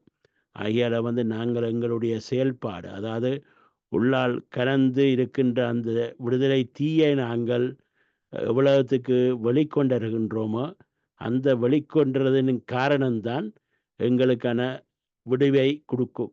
அதை என்று சொல்லிக்கொண்டு இன்றைக்கு 37வது தற்கொலை நாளான திலீபனுடைய தற்கொலை, அவர் எங்களுக்காக ஒரு கொள்கைக்காக தன்னுடைய உயிரை கோரிக்கைகளும் கொள்கைக்காகவும் தன்னுடைய உயிரை தியாகம் செய்து மக்களுக்கு ஒரு விழிப்புணர்வை கொடுத்து, அதாவது இந்தியா எந்த விதத்திலும் வந்து எங்களுக்கு உதவி செய்ய போறதில்லை என்ற ஒரு விழிப்பை அந்த காலத்தில் கொடுத்து, அந்த காலத்தில் நான் சொன்ன மாதிரி அந்த காலத்தில் கொடுத்து, அந்த விழிப்புணர்வின் மூலமாக தமிழ் மக்களுடைய பேராதரவுடன் விடுதலை புலிகள் இயக்கம் ஒரு மிக பலம் பொருந்திய இயக்கமாக மாறியது. அதுக்கு பிறகு 87ஆம் ஆண்டு 89க்கு பிறகு வந்து ஒரு பெரிய பலம் பொருந்திய இயக்கமாக மாறி எங்களுடைய விடுதலை கனவை கொண்டு 2009ஆம் ஆண்டு எல்லா 21 நாடுகள் ஒன்றாக சேர்ந்து இலங்கை ஸ்ரீலங்காவுக்கு உதவி செய்யாமல் இருந்திருந்தால், ஸ்ரீலங்கா தனியாக எங்களுடன் போராடி இருந்தால் கடைசி மட்டும் எந்த விதத்திலும் வந்து இந்த இதுக்கு எங்களுக்கான ஒரு விடிவு கிடைத்திருக்கும். ஆனால் 21 நாடுகளும் சேர்ந்து அவர்களுக்கு இன்றைக்கு எங்களுக்கு கடமை இருக்கின்றது. அதாவது வந்து நாங்கள் இலங்கை அரசாங்கம் சொன்னதை நம்பி, அதாவது வந்து அவர்கள் நாங்கள் வந்து விடுதலை புலிகள் தான் தமிழ் மக்களுக்கு உரிமை கொடுப்பதற்கு தடையாக இருக்கின்றார்கள் என்றதை சொன்னதை நம்பி இந்த 21 நாடுகளும், அதாவது எங்களுடைய நாடு, நாங்கள் வாழுகின்ற பிரித்தானியா, ஈராக அதில் சம்பந்தப்பட்டிருக்கின்ற முறையில் இந்த 21 நாடுகளுக்கும் இப்போ ஒரு கடமை இருக்கிறது. அந்த கடமையை அரண் வலியுறுத்தல் என்ற முறையில் அது ஒரு அதிகாரம் இருக்கின்றது. வேணுமென்று சொன்னால் திருக்குறளில் போய் படிக்கலாம். அரண் வலியுறுத்தல் அந்த திருக்குறள் அதிகாரத்தின்படி அரண் வலியுறுத்தலின்படி நாங்கள் அறவழியில் இவர்களை கேட்கறதுக்கான எல்லா இதுகளும் எங்கள்கிட்ட இருக்கின்றது. அதாவது வந்து இந்த 21 நாடுகளையும் தட்டி கேட்கறதுக்கான அரண் வழி எங்கள்கிட்ட இருக்கின்றது. அதை அந்தந்த நாடுகளில் இருக்கின்ற நாங்கள் வந்து இப்போ கடைசி ஒரு கணிசமான தொகையில் 12 நாடுகளில் இருக்கின்றோம். அந்த முறையில் வந்து அதை தவிர மலேசியா, மால்டீவ்ஸில் சொல்கிறேன், நாங்கள் மொரிஷியஸ் போன்ற நாடுகள்லேயும் மலேசியா, சிங்கப்பூர் போன்ற நாடுகள்லேயும் கணிசமான தொகையில் தமிழர்கள் வாழுகின்றார்கள். அந்த முறையில் வந்து கிட்டத்தட்ட ஒரு 15 நாட்டுக்கிட்ட எங்களுக்கு கணிசமான தொகையில் அவர்கள் இருக்கின்ற முறையில் அத்தனை தமிழர்களும் ஒன்று சேர்ந்து இந்த விடுதலை கணக்குகள் மூலமாக ஒரு ஒரு ஒரு ஒரு அறைகூவலை விடுத்து எங்களுக்கு நீதி இப்போ வந்து என்னென்னு சொல்லுகின்றான், எல்லாத்தையும் கொடுப்போம், ஆனால் உங்களுக்கு நீதியை மட்டும் நான் கொடுக்க தயாரில்லை. அதைத்தான் இப்போ வந்து இந்த புது ஜனாதிபதி கிட்டத்தட்ட ப்ரூவ் பண்ணியிருக்கிறார். அதாவது வந்து நான் நீதியை கொடுப்பதற்கு உங்களுக்கு தயாரில்லை, ஆனால் ஏதோ கையால் கொடுக்க ஏதாவது உங்களுக்கு இலங்கையர் என்ற முறையில் உங்களுக்கு பொருளாதார கஷ்டம் இருந்தால் அதை நிறைவேற்றி செய்வதற்கு அல்லது வந்து உங்களுக்கு ஏதாவது ஒரு இதுகளை கொடுப்பதற்காக வடக்கு மாகாணத்தில் ஒரு அதிபரை போட்டிருக்கின்றார். அரசாங்க அதிபராக இருந்த தமிழரை கவர்னராக போட்டிருக்கின்றார். கிழக்கு மாகாணத்தில் ஒரு ப்ரொஃபஸரை கொண்டு வந்து போட்டிருக்கின்றார். அவர் முதலாவது வந்த உடனே தமிழில் பேசுகின்றார். இனி நாங்கள் போராட வேண்டாம் என்ற கருத்தை சொல்லுகின்றார். அதிலிருந்து தான் நான் இந்த கேள்வியை கேட்டேன். லிபரேஷன் என்றது வந்து எங்களுக்கு இம்பார்ட்டண்ட்டாக இல்லையா என்றது வந்து தமிழ் மக்கள் டிசைட் பண்ண வேணும். உள்ளுக்கு இருக்கிறவர்கள் கடக்கப்பட்டு கொண்டிருந்தாலும் புலம்பெயர்ந்து வாழுகின்ற ஒரு கோடிக்கு மேற்பட்ட 1 மில்லியனுக்கு 1 கோடி இல்லை 1 மில்லியனுக்கு மேற்பட்ட தமிழ் மக்கள் வந்து 100 மில்லியன், அதாவது ஒரு 1 மில்லியனுக்கு மேற்பட்ட 100,000 வராது, ஓகே, 10 மில்லியனுக்கு மேற்பட்ட, அதாவது 1 மில்லியன் 10 லேக்ஸுக்கு மேற்பட்ட மக்கள் வெளிநாடுகளில் வாழ்ந்து கொண்டிருக்கின்றோம். அப்போ அந்த விதத்தில் அவர்கள பிள்ளைகள் எல்லாம் இப்போ வந்திருக்கின்றார்கள். எங்களுக்கு பலம் கூடிக்கொண்டிருக்கின்றது. அவர்கள் சரியான இடங்களில் இன்றைக்கு அட்வைசர்ஸால் ஈவன் அங்கே யூஎஸில் கூட ஒரு அட்வைசராக ஒரு தமிழ் பிள்ளை இருக்கிறதாக கேள்விப்படுகின்றோம். கவர்மெண்ட்டுக்கு அட்வைசராக அப்படி பேர்கள் இப்போ எல்லாம் இடங்கள் இருக்கின்றார்கள். இவர்கள் தங்களுடைய உணர்வு மேற்பட்டு இந்த திலீபன் அண்ணா அவருடைய நாளில் அந்த இன உணர்வு மேற்பட்டு தமிழ் மக்கள் புரட்சி வடிகட்டுக்கும் சுதந்திர தமிழீழம் மலரட்டும் என்று கூறி இந்தளவு நேரம் இந்த நிகழ்ச்சியை கலந்து கொண்டிருந்த அத்தனை பேருக்கும், கருத்து சொன்ன பயந்த அத்தனை பேருக்கும் நன்றியையும் கூறி இந்த நிகழ்ச்சியை முடிவு கொண்டிருக்கின்றோம். தமிழரின் தலைவிதி தமிழரின் கையில் என்று கூறி நான் நிகழ்ச்சியை முடிக்கிறேன். மிக்க நன்றி எல்லாருக்கும்.